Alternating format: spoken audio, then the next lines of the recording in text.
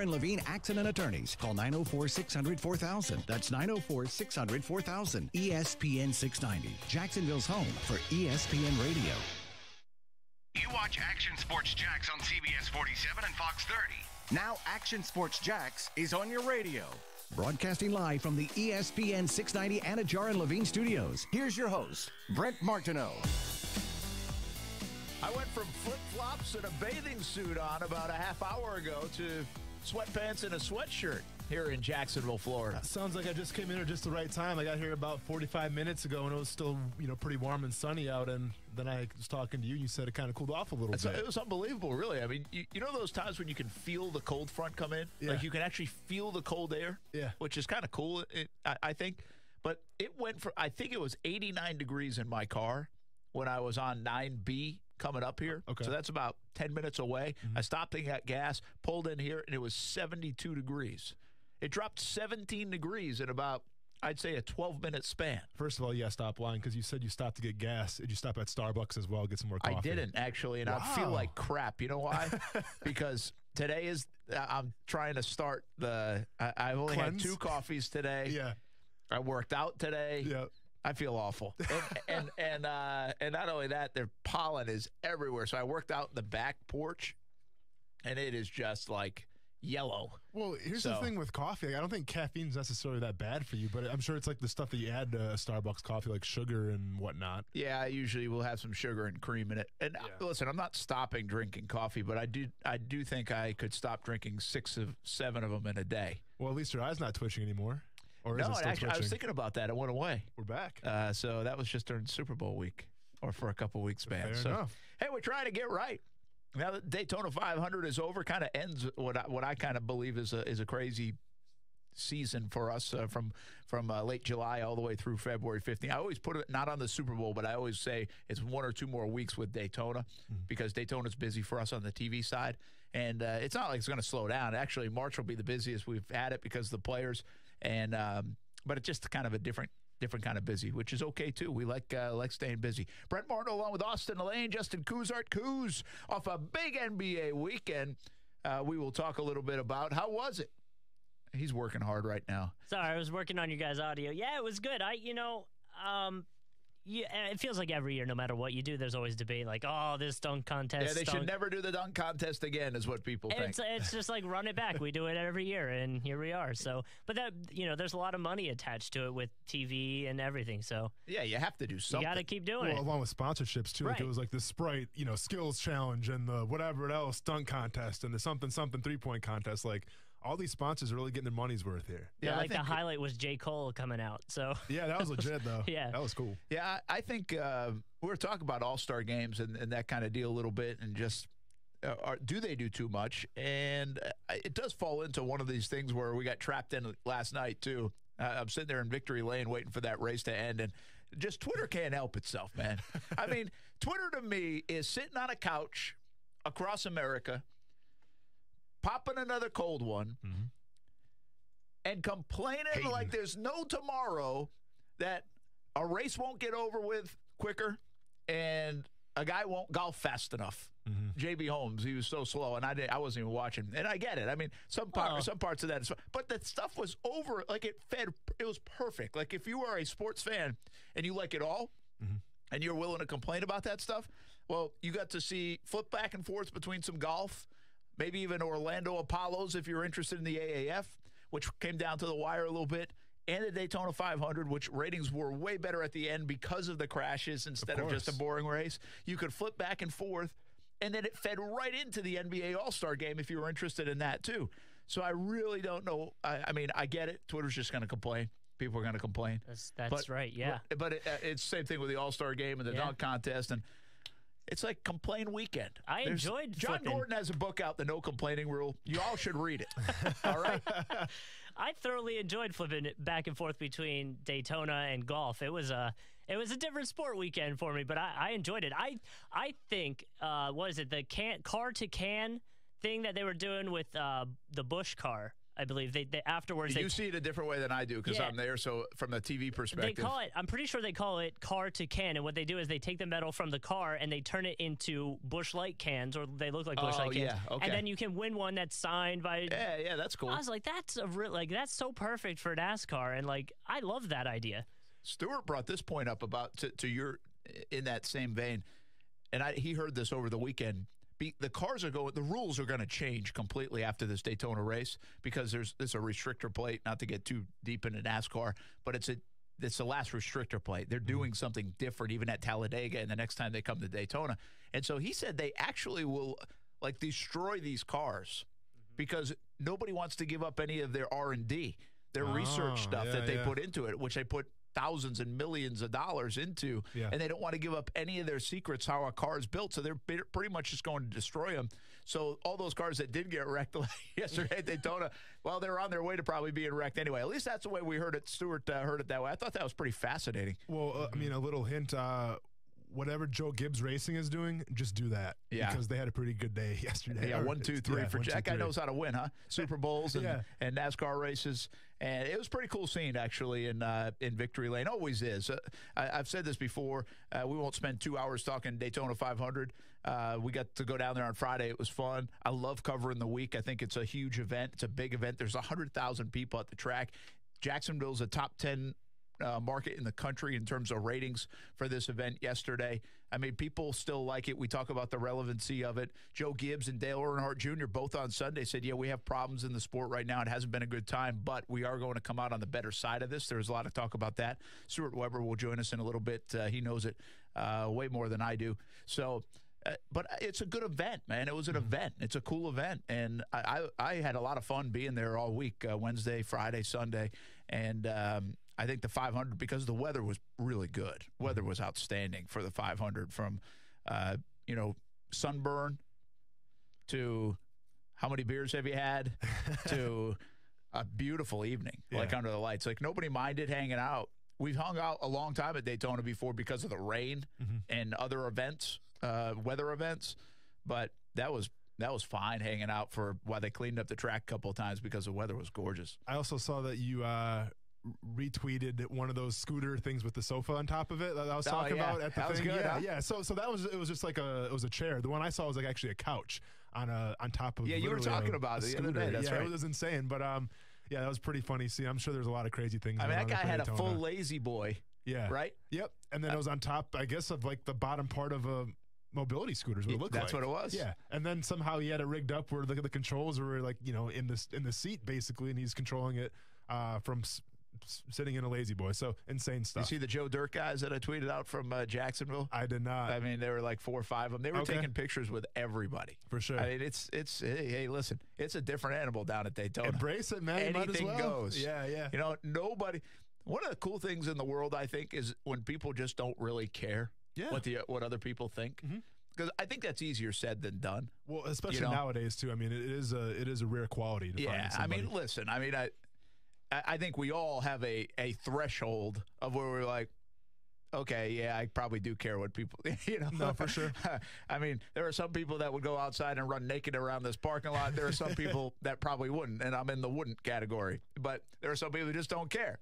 And so I have an appreciation for those people without fully understanding if they're not, crazy. Yeah. But Daytona is one of those places. They don't care what you think. They are shameless at times. And there's a beauty of that. No, for sure. If you want to see that in full effect, Brent, I invite you out to come to a punk show or a rock show with me, because when I get in the mosh pit, man, the shirt comes off and I really don't care about anything. You don't care. So, no. Listen, now we have a reputation. I'm just saying. I'm still going to be me, Brent. Can't change me now. You went to the zoo this weekend. Went to the zoo a little bit, yeah. I was in a different kind of zoo yesterday. Yeah, sure. Well, trust me, there's a lot of crazy sights to see, too, at the Jacksonville Zoo. Probably not as crazy as Daytona, but, yeah, it took the little dude to go see some. We saw the monkeys, saw the lions, leopards, the jaguars. Pretty much made like a quick lap around it. Didn't really plan out my eating schedule too well, though, because what happened was, so, obviously I have a pretty tight eating schedule. As you know, you've seen it firsthand with my smoothies and whatnot. I'm about to get on it. Yeah, so it was on Saturday. So I went to go train or whatever, come back. I'm like, well, it's 11 o'clock right now. Do I just forgo eating my first meal? Because I ate my first meal at noon. So do I forgo my smoothie and then wait till I get back? Well, we didn't get back till about 1:30, and I was not in a good mood. I was hangry, as everyone says. So towards the end of the zoo, starting to wrap up a little bit, I was like, it's time to go home. It's usually the 3-year-old that gets upset at the eating schedule, not the 31-year-old. Yeah, exactly. The thing that we had going for us was the fact that we ended up buying him because for Valentine's Day, his great-grandma gave him some money, so then he got to buy a toy. So all of a sudden, the toy was the most important thing. He could care less about stingrays or anything like that. So all good. I've not been to the Jacksonville Zoo in a long time. It's a great place. But I've not been in a long, long time. You said a lot of people are, though. Oh, yeah. it was packed there. I mean, if you do have a choice, I'd recommend go on the weekday. But, just expect to wait in line for a little bit if you go on the weekend. Hey, we got an interesting football topic in terms of the Jags, and we got it out there right now. And it's got to do with the tight end position, Hockenson, and also has to do a little bit with Mel Kiper's latest draft. Plus, if there's some concern about Ryan Davis, still plays for the Orlando Apollos, used to play for the Jags, joined us on the show a couple weeks ago.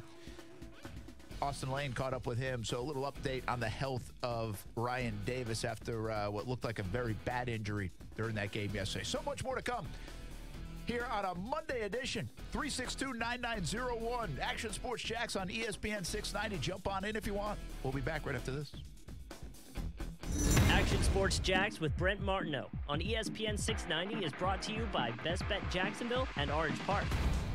When you get hurt, you feel like everything is put on hold. And here's Hunter Scantling to talk about his experience with Southeast Orthopedic Specialist. when it comes to injuries like that, you gotta make sure you get the best advice, the best surgeon.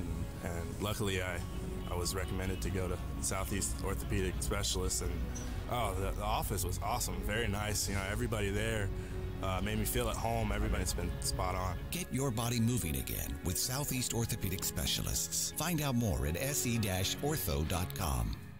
Hi, everyone. This is Allie McNeil from the Best Bet Poker Rooms in Jacksonville and Orange Park. WPT Deep Stacks returns to Jacksonville March 1st. The series features 12 total events with the main event guaranteeing over $300,000. Satellite into the $1,500 main event for as little as $85. Pick up all the bragging rights and cash. Plus, make your claim to fame in this year's WPT Deep Stack Series. Satellites run now through March 9th. For all tournament information, visit them on the web at bestbetjax.com. Hey, everybody, this is Brent Martineau from Action Sports Jax at ESPN 690. Jenkins Hyundai of Jacksonville is the home of the North American Utility Vehicle of the Year, the 2019 Hyundai Kona. This new crossover utility vehicle is a perfect fit for a family who doesn't need as much room as the Hyundai Santa Fe, but more room than the Hyundai Elantra. Their customer service is top-notch at Jenkins Hyundai of Jacksonville, and you never have to worry about a high-pressure, haggling sales approach to you buying a car. My friends at Jenkins Hyundai of Jacksonville offer the no-risk, no-pressure approach. If you don't absolutely love your new Hyundai, you can bring it back within the first 7 days for your money back. They also offer a lifetime warranty that's good anywhere in the United States. Schedule a test drive today at JenkinsHyundaiofJacksonville.com or just swing by the showroom on Atlantic Boulevard. I'm confident your experience at Jenkins Hyundai of Jacksonville will be just as good as mine has been. Tell them Brent Martineau sent you and drop me a line on social media. Let me know how your experience was at the new Jenkins Hyundai of Jacksonville. Now you have a bunch of young guys who found out we were all on the trade block. Now that trade didn't go through, so I agree with Magic, and you got to put on your big boy pants, but we all don't know how everybody's going to deal with it. Go Lick and Wingo, weekdays from 6 to 10 a.m. on ESPN 690. Now, back to Action Sports Jax with Brent Martineau on ESPN 690 and ESPN690.com. Hey, welcome back here on a Monday. Action Sports Jax on ESPN 690. Brent Martineau along with Austin Lane and Coos, and we'll talk some NBA in a little bit. There's a lot of topics that always come out of All-Star Weekend, so I think that's interesting. And I do think Adam Silver, for my money, has got to be like already one of the best commissioners ever. What was up with the NFL? The rumors saying they're trying to talk to him. Well, or whatever. that might be why. If they sometime look for a replacement or totally different sport. That's but for sure. But I'm interested. Kuz will have probably some good thoughts on that as he's got another Drive and Dish podcast up. But I do think Silver does a nice job, and it's interesting, a lot of the directions of sports right now. We just got off the NASCAR stuff. The NBA thinks Dwayne Wade even says, hey, the future is bright. The NFL, I mean, I don't know what you can say about the future. They're living it right now. I don't know how it can get any better. It's like the housing market of 2005 or something. I mean, I don't know how it can get any better. Let's just hope the NFL doesn't have the collapse. There's not a bubble getting bursted or anything. So we'll hit on a lot of different things like that. Update on Ryan Davis real quick before I get into some other football talk. If you missed it, Ryan Davis, former Jags player, really good dude from Bethune-Cookman as well. And, undrafted free agent, good story, one of the good stories. And he just joined us 2 weeks ago, I think it was, and was talking about joining the Orlando Apollos and how this is his ticket back to the NFL. He hopes he gets a sack in his first game with Orlando against Atlanta in that opener. And then, again, I was in Daytona, so I wasn't watching the game, but they got hurt yesterday in San Antonio. And it was one of those where it looks real bad because the stretcher comes out and it's like, oh, no, Yeah. And we see that a lot, and thankfully it doesn't always mean that. And in this case, the same thing. He actually caught the flight back with the team last night. It was, I think Spurrier was the one that said there was a bruise on his spine, which is interesting. That sounds awful, but I guess that's better than the alternative. And he's tweeted a couple of times in the last 24 hours. So it sounds like Ryan Davis is doing well. You actually texted back and forth with him. Well, yeah, it was so I was kind of flipping through back and some other stuff, watching TV and whatnot, and then I flip back to the game, and I see someone's down in the field. I'm like, oh, that's not good. And then they bring out the card. I'm like, oh, that's definitely not good. And then, I'm so used to seeing Ryan's playing the NFL where I think he was like number 60. He was number 65. He was like in the 60s, I want to say, when he played. When he played with the Jags? Yeah, in the Jags, wasn't he? No, I think it was 95. Nah. 90. Well, why am I having a hard time with this? 98? I thought he was in the 90s. All right, I'll look it up. You keep talking. Yeah, but for whatever reason, I forgot he was in the 90s in the AFF. So I saw a guy, rocking. I think it was 95 or whatever, laying on the ground. I'm like, oh, that's not good. And then happens to be Ryan Davis. So I'm like, well, I got to see what happened, obviously, and kind of hesitant to rewind it because I have DVR. So I rewound it and I saw what happened. And basically, it happens on the defensive line all the time where if you're rushing the passer, you're focused primarily on the tackle from a defensive end position. So if you're bull rushing the tackle, you're not worried about the other side of the defensive end coming through too, because let's be honest, you're trying to hit the quarterback. So eventually, if you don't hit the quarterback, sometimes guys can collide. And that's what happened to Ryan, where he was bull rushing the tackle, didn't see his teammate coming from the other side, and they basically just collided. And Ryan took the brunt of it because he was kind of on his way down, so his head hit the other defensive end's chest, and then Ryan went down. And it wasn't a good scene. Obviously, they brought out the board and everything like that. He did give a thumbs up. So immediately when I saw that, I'm like, well, I'll give him some time, and I'll text him. So I texted him a little bit, and he actually hit me back later that night and said, he's just getting tests and stuff like that. I'm not going to share the extent of the injury because that's his job. That's not my job to leak that information. But he seems to be in good spirits. I think there's a lot of positive things happening where he's going to be playing again this year, hopefully. Obviously, the tests results are going to dictate that, but he seemed to be in high spirits and everything. So just wanted to share that. I think, by the way, you're right. 59. You wore 59. 59, yeah. And I should have remembered that, and I don't know why I didn't. But that's what's interesting about it. Yeah, and there were some things I think that are still he's still unsure about, and that's why you don't want to tell any of how exactly what the extent of the injury is, because I think even it sounds like to this point, might not know that might still have some tests to do. But we just were at Super Bowl. Cliff Averill, I think, is an example of this. He got that neck injury, and he felt so fortunate, and he didn't really even wrestle with playing again because he was at a decade into his career, and he was lucky to walk away with that injury. I do think these moments have to, as a player, when you're trying to get back, right? When you're trying, Ryan Davis has no guarantees of the NFL, and this must kind of put things in perspective a little bit and say, well, maybe that's a little sign. Maybe I'm done. Brent, if you watch that play, and I guarantee that play's happened to him a million times before. It happens all the time in training camp where you basically just run into one of your teammates, especially when you're playing defensive end. Defensive tackle is a little different because you're not at such an angle when you're trying to close on the quarterback. I've had it happen to me a couple times. I mean, I actually got a stinger in a game from colliding. I think might have been Babin. I forgot who my teammate was, but I collided with somebody, and it's one of those things where, like I said, you don't see it coming because you're so focused on the tackle. And they always say if you're in a car accident, it's better to go limp and then not actually brace up for it. Well, this is one of those instances where if you do brace up for it, you're actually going to help yourself out a little bit as opposed to not seeing it coming and then obviously hitting your neck. So from where Ryan's thinking from any guys with those kind of injuries, I mean, everyone's different. I think the fact that I think he's close. I think he's close to getting another shot. Obviously, he's playing great in that game as well. He had a sack his first game.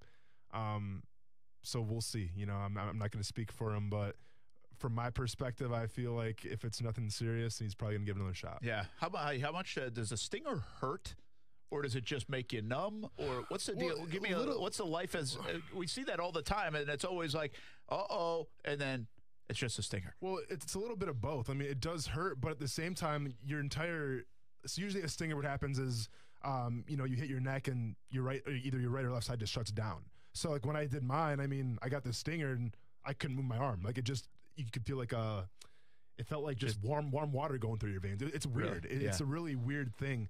And I didn't think like I broke my neck or anything because I've heard people get stingers before. So I was accustomed to hearing stories. I'm like, I think it's got a stinger. But yeah, I mean, the entire right side of your shoulder and your arm just shut down. And like I said, it feels like it's like warm water going through your arm. You can't lift it up. So it's definitely and those a are scary common, thing. by the way. They're super common. I mean, kids get them in Pop Warner. Kids get them in high school. Yeah, it's a common thing of football. I mean, is it a pinched nerve? Is it the same thing? I believe so. Yeah, I'm not a doctor. I think they are because you don't really hear pinch. I think that's what it is. Mm-hmm. I mean, that's what. I mean, I actually did it in college. Collided with the center fielder. I was playing right field at the time. Collided, and I mean, I can still feel like that's the part. Like you can still feel it at times. Mm-hmm. Over the years, come back like you, and I don't know if it ever heals or maybe some do and some don't or whatever. But I can see how. I mean, that's the one thing that seems to freak guys out or freak people out when you're watching a game or if you're at a game, and then all of a sudden it's like they come to life. Yeah, like, okay, it's just a stinger. Well, that's part of it, and, man. It may just be a stinger, but at the same time, I mean, you're talking especially guys in the trenches. It just does work on your discs in your neck. You know? I mean, like, there's tons. I can go on, name names forever about guys that just have like disc and neck issues and spine issues just because when you're hitting somebody for that long every single day in practice, going back and forth, it's going to have an effect on your discs and everything. Yeah, and that assuming, heck, even if they weren't doing that, there might be people that would have those kind of issues anyway. Just normal work. It's just a part of getting old, Yeah, getting older. Believe me, I know it. All right, I want to switch over to the Jags. I'm seeing all this stuff on the Hockenson kid out of Iowa, the tight end. And there's Hockenson and there's Fant. And Hockenson's like this do-everything guy, getting the comparisons to Gronk, which is dangerous, but that's what happens. Fant is more this athletic move guy. He's gonna get that. He's more what, Travis Kelce? Yeah, like a Zach Ertz. I mean, I'm not going to go ahead and claim him he's Zach Ertz, but like that's but that's the style. That's the comparison. Because Kelce, is he known as a blocker at all? Not so really, much. Right? No, even like when I played there, they used him more in like a bunch formation, kind of like a spread that's formation. What I figured. So I mean, I think every once in a while he can come down and block it if he has to, but obviously he's more of a receiving threat. Okay, so you got a guy that's being comped. One being comped more to like an Ertz style of play, which people that's today's day and age in the NFL. And then you've got one comped more as this physical specimen that can beat you up at the line of scrimmage and also can get down the field. Mercedes Lewis would be a good example, too, from his one Pro Bowl year that he had. This guy sounds like a better Mercedes Lewis and more getting – not going to be as great as Gronk. We don't want to do that to him. But anyway, special. I keep seeing it today. A lot more talk. Special. Well, it crossed my mind then. If he is special, if the Jags take Foles – that means they're not going after quarterback in top 10. Everybody agrees with that. And so if they get Foles, well, then it comes down to what most people believe will be an offensive lineman of some sorts, unless they go the defensive line side, but that doesn't make sense to a lot of folks. So you don't have a wide receiver that's a top 10 guy. You don't have a running back that's top 10, and you're not doing that again. Well, where do these guys come into play? I see these mock drafts, and a lot of the Hockensons of the world are getting mocked up and up and up, like by Mel Kiper today, has a new mock draft, and I think he's at 8 for the Detroit Lions. And so it crossed my mind. I said, well, what would the Jags reach? Would they go get this guy if they think he can change their offense? So it's twofold right now. We're going to take a timeout. But when we come back, twofold on the Hockenson front. If they get Foles and you don't need quarterback, are you going offensive lineman or tight end with that pick? Would you consider tight end? And then the second part of the question is, which one makes your offense better in 2019? And I think that's where it gets sticky. And I have one giant problem with Mel Kiper's mock draft to the Jaguars. I'll talk about that too a little bit. All right, that's all coming up next here on ESPN 690. Join the conversation on social media. We're on 9 different platforms, or you can call in 362-9901. 362-9901. Stay with us on ESPN 690. ESPN 690 Sports Center Update. I'm Aaron, and the Duke Blue Devils are your new number 1 after Tennessee gets mangled by Kentucky over the weekend. Obviously, Coach K is a big part of Duke's success, but just this past weekend with his team up 8.5, he decided to dole out the tough luck. I told my team, I said, look, you're not losers, but you're playing like losers. And everybody is hungry. They're trying to make their marks. And so you're playing against somebody that can be hungrier than you. While Duke continues to lead the country and their own conference, the FSU Seminoles aren't doing so bad themselves, now ranked 16th. The Noles picked up a team record 7th straight conference win, thanks to Georgia Tech putting up a robust 49 points for the whole game. I think Team Giannis had 49 in the first quarter at the NBA All-Star Game. And finally, Serena Williams has returned to the top 10 in tennis for the first time since the birth of her child. Williams had dropped as low as 491st while out in 2018. Tonight, after Action Sports Jax, tune in to hear Virginia take on Virginia Tech on the college hardwood. Tip-off at 6:30 right here on ESPN 690. Want to put more presidents back in your pocket? Then get to the President's Day sale going on now at Arlington Toyota. Arlington Toyota has over 1,000 new and used on the lot every day, and every single one of them is discounted with big-time President's Day savings. During the President's Day sale at Arlington, you can buy a 2019 Camry LE from just $19,888. That's a pre-owned 2019 Camry LE from just $19,888. During the President's Day sale at Arlington Toyota, you can buy a 2019 Toyota CHR from $16,988. That's a pre-owned 2019 Toyota CHR from just $16,988. Check out Arlington's free iPrecheck service. Powered by TransUnion, the easy way to check your real credit without affecting your credit score. No Social Security number required. It's the President's Day sale at Arlington Toyota. Shop today in person at 10939 Atlantic Boulevard or online anytime at arlingtontoyota.com. Arlington Toyota is giving away $100 plus $500 off a newer used vehicle purchase. Follow Arlington Toyota on Facebook and Twitter to be the first to track the Toyota and claim your prize. Hey everyone, this is Austin Lane from ESPN 690 and Action Sports Jax. I'm inviting you, your colleagues and friends to Pints and Pucks with the Jax Sports Council Young Professionals and the Jacksonville Icemen. Wednesday, February 27th, join the Jax Sports Council Young Professionals for a night of great networking and fun. Pints and Pucks starts at 5 at Intuition Ale Works downtown. Then we'll move to the arena for the puck drop at 7. Pints and Pucks is open to everyone, with a portion of the proceeds going to the Send the Child to the Game program. See you at Pints and Pucks. The 2019 Harrell & Harrell Performance Studio is here, and it's better than ever. It's your chance to meet the personalities on the new ESPN 690. Sit in the front row and ask your questions to athletes in town, sports analysts, and experts. You'll be able to see them in person. It's going to be the best year yet. So listen to ESPN 690 for your chance to win your way in throughout the year. It's the Harrell & Harrell Performance Studio. Brought to you by Harrell & Harrell. From Daytona Beach to Brunswick, now ESPN can be heard loud and clear everywhere on one of the most powerful AM radio stations in Florida. Listen live everywhere you go on ESPN690.com. This is ESPN 690. You watch Action Sports Jax on CBS 47 and Fox 30. Now Action Sports Jax is on your radio. Broadcasting live from the ESPN 690 Anajar and Levine studios. Here's your host, Brent Martineau. Give us a little football update. You were hurt most of last year. I know that was disappointing for you, but are you getting healthy and ready for a big bounce-back year? Yes, this is going to be a big year for me. 2019, just finishing up treatment on my ankle. You know, it was very disappointing. I couldn't finish out the season strong, and I'm looking forward to this year. You got off-season conditioning in April. What do you do between now and then? Treatment and go back home to Cincinnati and see the fam, and it's been. That's Andrew Norwell, Jaguars offensive lineman, had a disappointing season after getting paid a ton of money in free agency. He joined us in Victory Lane for our pre-race show on Fox 30 at noontime yesterday. And if you missed it then, hopefully you caught it last night on Action Sports Jax Primetime. You can catch Action Sports Jax Primetime every Saturday and Sunday, 10:30 on Fox 30, 11:30 on CBS 47, all year long. I'm pretty convinced we're the only TV station in America that does that. Saturday and Sunday, half-hour shows all year long. And we're proud of it, and we like it. But anyway, that was Andrew Norwell, which gets me to, he's your offensive lineman. Here's my thought on the offensive line of the Jags, as we welcome you back on Action Sports Jax on ESPN 690. Brent Martineau, Austin Lane, Coos here on a Monday. I actually think the Jags offensive line is better than other people think.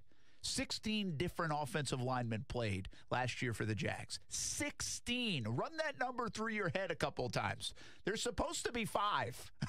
Okay? I mean, that's like, it's the equivalent of playing 3 quarterbacks throughout the year. Mm-hmm. So I believe they're better than they illustrated last year. Now, they were a mess last year, don't get me wrong, but I think they're better. I think whatever you feel about Linder, he does have to prove he can stay healthy at the center position. But I think he's an above average. We can argue how good he is. Should he have been paid that amount of money? All that. Are there better ones out there? Yes, I believe so. But I do think he's an above average center. And I think Andrew Norwell, he was an all-pro, people. He got hurt in August. He never got healthy, and it was part of the problem. And that's not, listen, those guys don't want me to even give you that excuse. That's just reality. And so I have faith that he's going to come back and have a big year. I think he's a good player. I don't think you pay a guy $13 million a year and he's a bad player at that position. I think they know he's a good player. He was an all-pro. I think he has a bounce-back year in 2019. So from that perspective, I don't mind those two guys. All right. Now, as it sits, Jeremy Parnell is still playing. I think it's up for debate whether he comes back or not. And they're going to have to make those decisions in the next couple of weeks on Parnell, who's due $6 million. But for now, I'm saying he's staying. He's a veteran guy. You know what he is. He's not an all-pro, but he's also not terrible. He's had moments. He also needs to stay healthy. I think he's getting a little old in the tooth. Long in the tooth. I do believe that. I think he's getting slowed by this game, and I don't know what he's got left. So if you're asking me, can they upgrade the position, I would say absolutely. If you're asking me do I think they will, I would say at this point I don't think they will unless they go in the draft and do it. And then the big one, right guard, they'll find somebody, I believe. I don't think A.J. Cann's coming back, but I do think they'll find somebody, a mid-level guy in free agency, and I also don't think he'll be an all-pro, but they'll find that fix at right guard. The left tackle is interesting because Cam Robinson coming off injury, we're still not sure even in that rookie year how good he was. There's some people that think he was good. Some people think he was really not good, and it was a mixed bag, to say the least. And then he gets hurt. So we really don't know. But I do think Cam Robinson is good enough to play that spot and play it pretty well. I mean, he was part of that offensive line. I mean, they were top in the league in rushing 2 years ago when he was a rookie. So, again, I'm not as concerned. I'm more concerned about the Jags making plays and having playmakers. I think that's where they are more void at positions than they are at offensive line. I think everybody has trouble with the offensive line. You have to realize that. Everybody in football does. And so the Jags will probably have some issues at times next year. But again, most every team in the NFL has issues at offensive line. It's the nature of the position. Nobody sits there and has 6 and 7 good offensive linemen. One goes down, it's hard. That's the way the quarterback can hopefully make you better. Playmakers can make you better. So that big diatribe there leads to what I asked before the break. If, again, this is kind of hypothetical, but it's what we do right now. If Nick Foles, who the Jags by some are considered a front runner to get, and they certainly are well in play to get if they choose, if he's in Jacksonville, that eliminates quarterback from the top 10 for the Jags. Everybody agrees on that. They're not picking Foles and picking Haskins. Everyone agrees on that. But the problem I have with this, the Mel Kiper draft pick is actually coming up here if you get to it. I'm not sure. We're going to get to it because Mel Kiper came out with a draft. Yeah. So the bottom line is there's only one position everybody points to, right? Offensive line. Yep. We already said the wide receivers, they're void of top 10 pick. They're not warranted at the top 10. None of these receivers seem to be. The running back you're not going to do.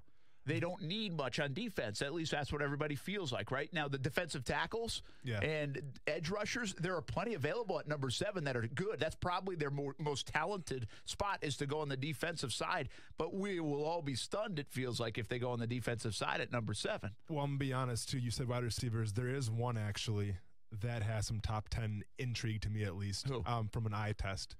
DK Metcalf.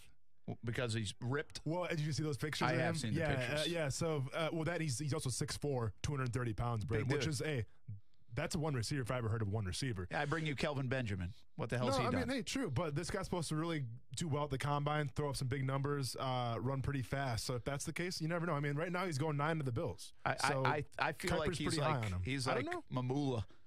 He's going to test like a son of a gun and not be great. You never know, but man. Listen, if they that's fine. We'll throw him in the mix. I mean, this is we're going to compare him to TJ Hockenson, who no one really knows about because he played in an Iowa offense where he didn't really get utilized that much. So I don't know. Do you think, though? Okay, this is great right here because Metcalf, throw him in the mix. I like it. Are people talking about him as being a special player? From what I've read, he's obviously has the size. He's 6'4", 230. Yep. And he's going to test out really well at the combine. No, he can rip your head off, it looks like. For sure. Go look at his pictures with him with his shirt off. It's he looks like a linebacker. Yep. Played in an Ole Miss offense where quarterback play wasn't really that elite this year, to say the least. So didn't really get the ball that much. But he's definitely the top wide receiver right now in this draft, pending the combine numbers and whatnot. Yeah, and because of the physical play. By the way, they could use a physical presence at wide receiver. And the other guy that people are high on is a cat from Oklahoma, but he's like 5'10". That's the thing. If that's the Jaguars, Marquise Brown, if the Jaguars draft a wide receiver in the first round or second round, I want to see him go with a big guy. Yeah, and I think a lot of people would, you know. And by the way, the Brown story today that comes out by Adam Schefter is he had a Liz Frank surgery, and so he's going to miss the combine. Should be ready by camp. That's an immediate red. That Liz Frank stuff, man, it's going to scare you, right? I had a 10-minute little story I shared with the Liz Frank, man. It's not Go a fun back in injury. the archives on the podcast or on the Facebook page, ESPN 690. And Elizabeth Frank. Austin's not fun. And again, we brought up like Mojo. That's a different position. It is. A wide receiver. So I don't know what the past is like for wide receivers who have had to deal with that. But again, I don't want a guy coming off surgery with my 7th pick overall. Especially, if you're supposed to use your feet a lot, you know, in that position. So, but I don't want that. So all right, I like this though. Give me so the offensive linemen are really in play, and we get a lot of feedback here on the show when I ask these questions, and it says offensive line. A lot of people just want offensive line, and you can't the safe play is offensive line. That's a safe investment usually because again there are not a lot of them, and you can never have too many of them. But I just don't know. Does an offensive lineman change this offense is my question. Not really, no. And, you know, especially if we got Cam Robinson coming back and Parnell coming back. Well, and you know, and here's I'm going to sound kind of like an old school philosophy kind of guy when it comes to the NFL draft. But listen, Kuiper's got us taking the dude from Florida, the offensive tackle, Jawan Taylor, at number 7. Okay. But if they bring in Jawan Taylor, he's not playing left tackle. He's playing right tackle. And like I said, I don't want to. Well, could you move Cam Robinson to right tackle and he play left tackle? But so you're gonna put a rookie who's used to playing on the other side? Yeah, probably not. His first game of the season at left tackle. Yeah. So spending that much up that high for right tackle, I don't know. I mean, obviously the high priced, the high coveted position on the offensive line is the left tackle, you know, and obviously because it protects the quarterback's blind side, unless the quarterback's left-handed, which we don't have. So the left tackle is the prized possession. To draft that high at a right tackle, I just don't know. I just don't know how I feel about it. But there is thought in the last handful of years that right tackle has increased in value. In terms of it's not just the left tackle anymore. That right tackle has also increased. And, you know, you can ask guys, like, because I actually think the center position is undervalued at times. I think that center is an important deal, and you don't find many elite ones just like that left tackle spot. And, you know, some people waver on that. But I think I even asked Doug Marrone when he first got the job, and he pointed to that center position as being something that, You need that guy, right? So, and I would agree with that assessment. So, I mean, I think if you're trying to get better and solidify and be strong at one thing and really own that line, which is something Tom Coughlin and Doug Marrone would like to do. I get it. I understand it. That's their MO.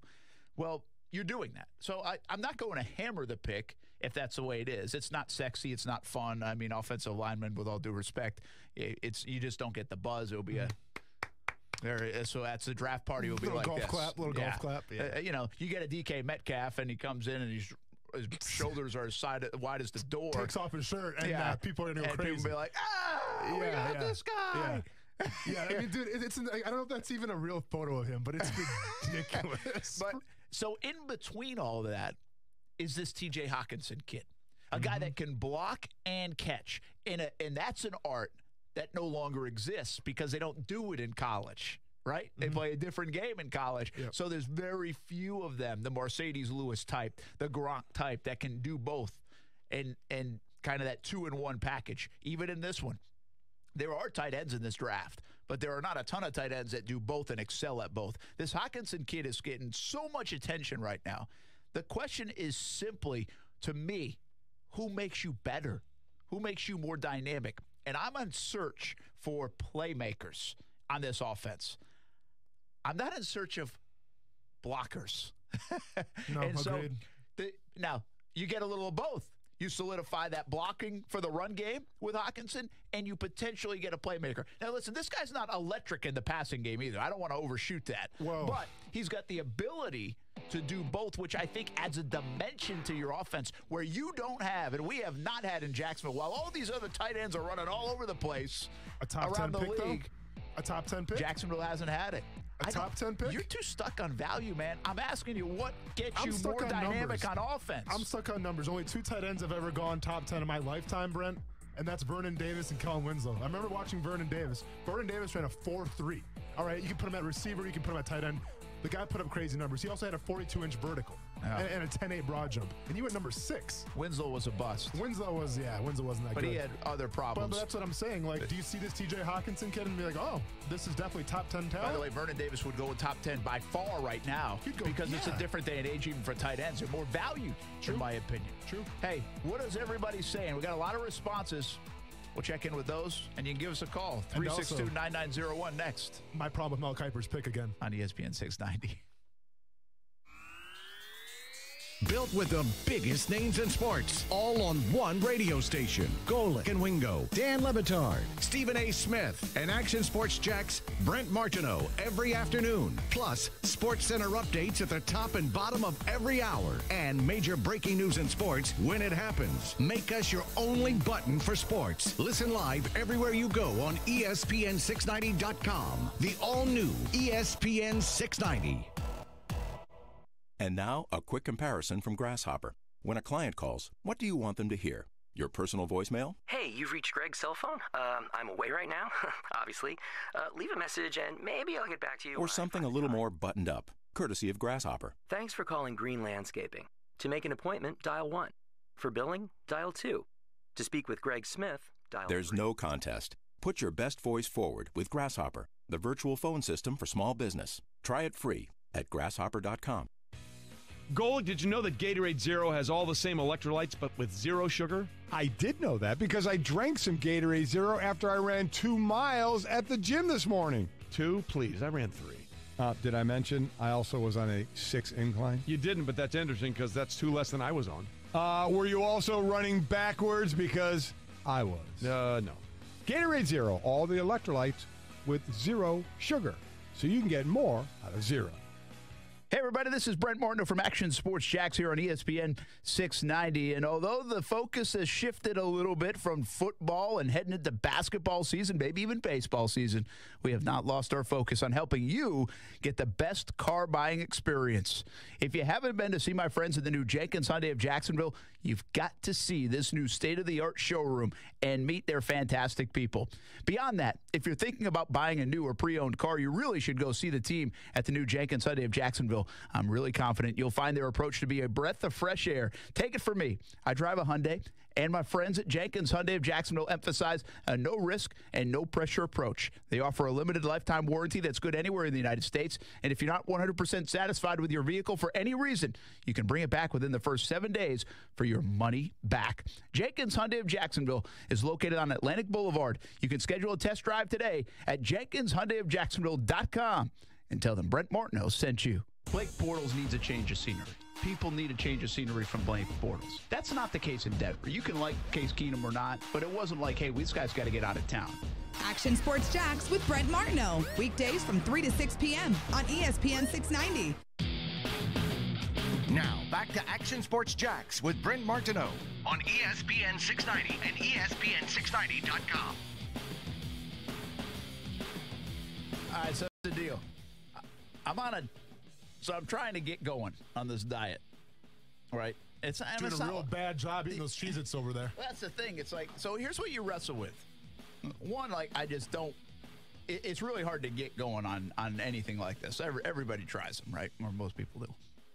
And I'm not. This isn't like a hardcore. Like, Kuz has been. You still going, Kuz? You've been religious about it? Yeah, man. Down to 175 now. So. What did you start at? 176? 190. 190. Man. Yeah. You were a little chubby. A gentleman's Kuz. 175, huh? Yeah. Well, here's the thing, and you're talking about the food. Like, I was having the same thing where I'm like, oh, God, I really want pizza. I really want that. And now I've just gotten to a point where, like, I actually feel sick if I eat that now. Yeah. So I don't want it. I'm like a 3-week guy on this stuff, okay? I need 3 weeks to That's about right, fully get invested. And once I am, I'm locked in. Like, it doesn't bother me. Like, I'll be in here. I'll eat a smoothie from Smoothie King during the show. I'll have my water. I won't drink soda. I will gonna have to see about the coffee if I can limit the coffee a little bit, because that's always been kind of a little helper. That's all right. I have 2 or 3 cups of coffee a day. So yeah, well, I have like 6 or 7. So I'm trying to knock that down. But did not help. Friday evening's meal. Was that Crystal? That would be the Crystal at Burger like 1 in the morning. Yeah, it took us like a half hour delicious. to get it too. But yeah, that did not help. Take a while. Yeah. But I knew I was on the other side. I was going to eat better. So actually, the long story short of this is, so now I try to get rid of some of the carbs. Everybody's on the less carbs, no carb thing. Keto. Yep. Yeah, and I'm not going all the way there, but I understand it. Less carbs, better. I still believe if you eat like 1,400 calories a day, you're going to lose weight. You know, and if you work out. Well, that's science. I mean, if you burn more calories than you take in, you're going to lose weight. Yeah, like, so I don't get wrapped up in all the other stuff. Austin. But I will put it around 1,500 calories. If I can stay around that, I feel like I'm going to be in good shape. Now, I understand the carb thing. You're not supposed to have a lot. So I'm trying. So this morning, I don't eat much. And then I have a salad with a little blue cheese on it. So I'm like, I'm in no carbville right now until like 2 o'clock. But then it hits me that the other day I bought these Cheez-Its, family size, buy one, get one free. And you got to get rid of them. Oh, and now the problem is you got to get rid of them. Yeah, I know you do. Cheez-Its. Yeah, Dang, man. I mean, extra toasty. So this is just like a little snack I like to nibble on. That was like my first day of the diet, was eating everything I wasn't allowed to eat so that I got rid of it so that I could start the diet. So that is a bulk box too, by the way. That is the moral of the story, though. That's family size. That's a battle. And by the way, this was buy one, get one free, so I have one at home too. Of course you do. But I haven't opened that one. Like this one I opened. So my point is, like, you want to go get after this diet. I worked out today. I'm drinking more water. I feel like I'm doing a little bit better. But I also don't want to waste what I already have. Treat yourself, Brent. Treat yourself. Have some Cheez-Its. How long will this last? Like, when do I have to get rid of everything? Like, in the next 2 to 3 days? You don't have to get rid of everything. I mean, just have it in moderation. I would just say follow that calorie count and you're good. Yeah, I'll be good. All right. It worked for me last year when I did that, so. Yeah, it does. I mean, I do it every year. So, I'll get into the groove of it. It does get a little harder when you get older. I'm starting to realize that. Just come train MMA with me, Brent. We'll get you, right? I'm not sure. Maybe in like 2 weeks I'll feel like that. Okay. I had a hard time doing 150 jump ropes today. So was the invitation on the table for you too as well. We should do a bit where we get someone to film us trying to do Austin's workout. I was thinking of that. Sparring for sure. And it wouldn't be a bit, it would be real life. I would painful. wonder if could I make it through an MMA workout? Nothing to the face, by the way. TV Man, rules. Yeah. I mean, honestly, listen, I don't have long-term disability because of that. So I don't know what type of shape you're in, Brent. So it's hard to say. It's rough. Like my fight camp workouts right now, they're not fun. Yeah, I mean the training for it. I don't mean getting hit No, yeah, exactly. No, that's what I'm saying. So like we have like a cardio circuit and everything set up, and like a high interval training circuit. So. I think I could do it. Okay, I do. Interesting. I mean, not like right now. Like, give me 2 weeks. How's your shoulder endurance these days? I'm weak in the shoulders. Well, does he have to throw BP or what? Well, I don't know, Stuart. One of the big things in MMA is punching, so he's got to have pretty good shoulder endurance. It's probably true, but I'm thinking more from cardio for Brent because I don't. As someone who works in TV, I don't want him to get punched. Shoulder endurance is cardio, and so is core. So those two things got to be on point, or I'm not even gonna let you come into the gym. If it's one thing I've learned is I thought I was here, and I was like ground level when I started at the other gym, and they have me doing like supersets and stuff like that, and I'll be halfway through like, oh my, there's no way I can get through this. So Brent, so what I'm gonna need you to do? I need you to go to Target or something, or Dick's Sporting Goods. I'm gonna need you to buy about a 5-pound dumbbell, two of them actually. I'm gonna need you to do about maybe 200, of these, and then 200 of like the front the front raises. ones. Yeah, I'm gonna need you to do those about twice or 3 times a day, and then come back and talk to me. All right. How many do I have to do? I don't do like 1,000 a day. I don't know. Get your muscle endurance right. I don't know what to tell you. Yeah, we're starting from square one here. This is the first time ever in my life that I do feel like I've lost muscle. Yeah, like in the last year, I just haven't. I mean, I was like, I'll jump rope and I do some push-ups and I'll plank. Like I do sets of those. Planks are good. Planks are great. But we used to go on runs over at UNF. Haven't had any of those in a while. I haven't in a while. No. So I don't know where my muscle mass is. I'm going to come do a workout though. See, I just don't want you to get like addicted to it, and then all of a sudden like you want to start fighting, and then your family's begging me to get you out of there. There's not an ounce of my body that wants to fight. You'd be surprised, bro. Nope. The thought of getting punched, human nature kind of turns me away from that. Like I said, do you realize that like because I work in TV, like I cannot get. I think I could, but it'd be super expensive. Like you cannot get long-term disability. Really? Like if say like I got punched and they say you like broke my orbital. Yeah. And is that what it's called? Yep. Yeah, I've done that before. I haven't done it to myself. I've done it to somebody before. And I couldn't go on TV for a while or whatever. They won't give it to you. Well, I assume like the whole cauliflower ears too is probably frowned upon as well, right? Probably in the TV business. Ears show up on camera. Yeah. Yes. My left one's starting. I think we'll see. It sucks. Can you we're in this feel like when right that now. happens? Oh yeah, I can feel it. Like because the cartilage breaks down in your ear. Well, in radio you'll have a headset over it, so you're good. Oh, yeah, I know. That's the thing, though. It sucks because it hurts my ear right now with this headset, so we'll see. Interesting. We're getting a lot of responses on the whole Hockenson thing. Let's see. Hey, my buddy Mike K chimed in just moments ago. Foles needs weapons to survive, especially big targets, so probably tight end. There you go. What else we got? Speaking of Mike K. We keep mentioning Foles here, but we're missing somebody from what Mel Kiper said in his mock draft. Go ahead and get mad. Can I get mad now? Yeah, go ahead. Brent, I'm mad because, you know what? Yeah, and I'm blaming you. This is all your fault. Because, hey, let's be honest. I'm sure Mel Kiper's a big fan of ESPN 690. Absolutely. He always gets his Jaguar information from us. And I'm tied in. You've been campaigning on your soapbox the past 2 weeks now about getting Teddy Bridgewater. No. This has not been a campaign. I've just been telling you what I think is going to happen. So here's what Mel Kiper says. And I'm not going to read all of it, but this is an exact quote from his mock draft. He says, 7th pick, Juwan Taylor, offensive tackle, Florida. And here's what he says about it. I'm sticking with offensive lineman for the Jacksonville Jaguars here, as I believe the organization is more likely to go after a veteran quarterback like Nick Foles or Teddy Bridgewater over a rookie. So he's saying Teddy Bridgewater is going to come in, and we're all good. We're fine. No worries. See, I disagree with him there. So do I and that's why I'm upset. If you get a Bridgewater, I still think you're going probably young QB. Absolutely. How can you not? But so I think this example that we're in here, we're talking about offensive line versus tight end, I think is really only for Foles. That's the only guy that you're getting out there and say, okay, nothing else. Now, listen, Bringer of Rain on Twitter, DMarshall16, we don't like rain, says, no, not even close, quite possibly the most overrated position on the field is tight end. Really? I with all due respect, I couldn't disagree with you more. It's like the next big thing, if you ask me. I mean, it's the day and age of the NFL. First Coast Bubbler. Gotta love when you get to say Bubbler on the radio. Forget Foles, he's full goal. Well, I'm going to stop right there because this is all about if you have Foles. Tom Leonard, OL all the way, offensive line all the way. Sean Donald, O-line, then tight end. Everyone's sleeping on Nauta, who will be there in the 3rd or 4th. Isaac Nauta from Georgia. There is some depth, no doubt, at the tight end position. Lieutenant Dan says tackle seems to have depth this year. Mike and Jax, sure. Not very confident. Michael Preston, the question is going to be, where do you get better value? Hawk at 7 or Irv/Fant at 39? I don't think Fant's slipping to 39, first of all. If you grab the Florida right tackle in round 1 or Jonah Williams if he falls, could you grab a right tackle, right guard that can start right away in round 2? I think you take the tackle early and bank on Irv or Fant late. That's fine. That's what we're asking about. That's a good response. So we'll keep the responses coming. You can also give us a call, 362-9901. We'll revisit this topic because Mel Kiper's got a mock draft out. You disagree with some of it. But also, I just think we're not talking enough maybe about this tight end. If this kid's really good and the Jags view him that way, I'm not sure I'd be shocked if they picked him at number 7. Better put up Vernon Davis numbers. Stuart Weber checks in. Some more coming up next on ESPN 690, Daytona 500. How'd you like it?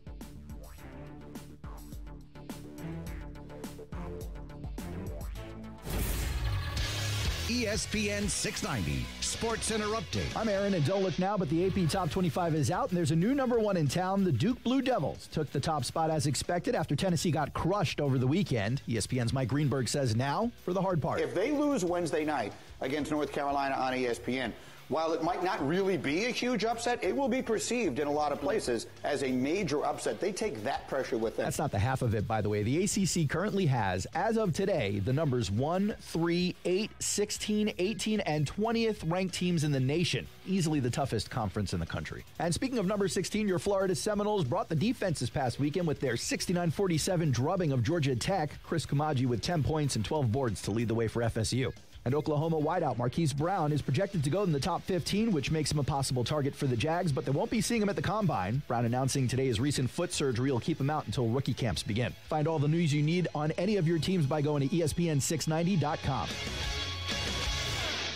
Hey, everybody, this is Brent Martineau from ESPN 690 and Action Sports Jax, and we know who the football team of the year is. Yep, the Patriots again. What you may not know is my friends at the brand new Jenkins Hyundai of Jacksonville have the North American Utility Vehicle of the Year. They raise that trophy. It's the new 2019 Hyundai Kona, and this is a super slick crossover utility vehicle. I encourage you to swing by the Jenkins Hyundai of Jacksonville showroom on Atlantic Boulevard and take a look at this new crossover utility vehicle. The Kona is offered in 4 trim levels: the SE, the SEL, the Limited, and the Ultimate.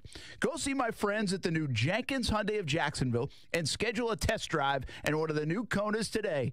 And remember, Jenkins Hyundai of Jacksonville is the home of the 7-day money-back guarantee and offers the limited lifetime warranty that's good anywhere in the United States. Visit the showroom and visit them online at JenkinsHyundaiofJacksonville.com.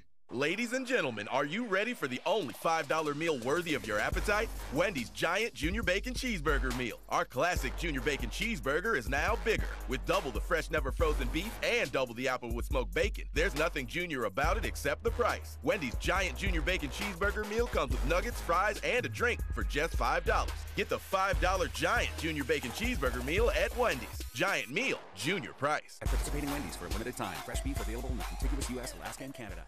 And now, a quick comparison from Grasshopper. When you're always on the go, what would you prefer? An office phone system? Hey, it's Rochelle. Sorry I missed you earlier. Had an errand to run, but I'm back in the office, so give me a call when you get this. Or one that works on your cell phone? No hardware needed, courtesy of Grasshopper. Oh, one sec. It's a business call. Hi, this is Rochelle with Way Forward Partners. How can I help? There's no contest. Put your best voice forward with Grasshopper, the virtual phone system for small business. Try it free at grasshopper.com.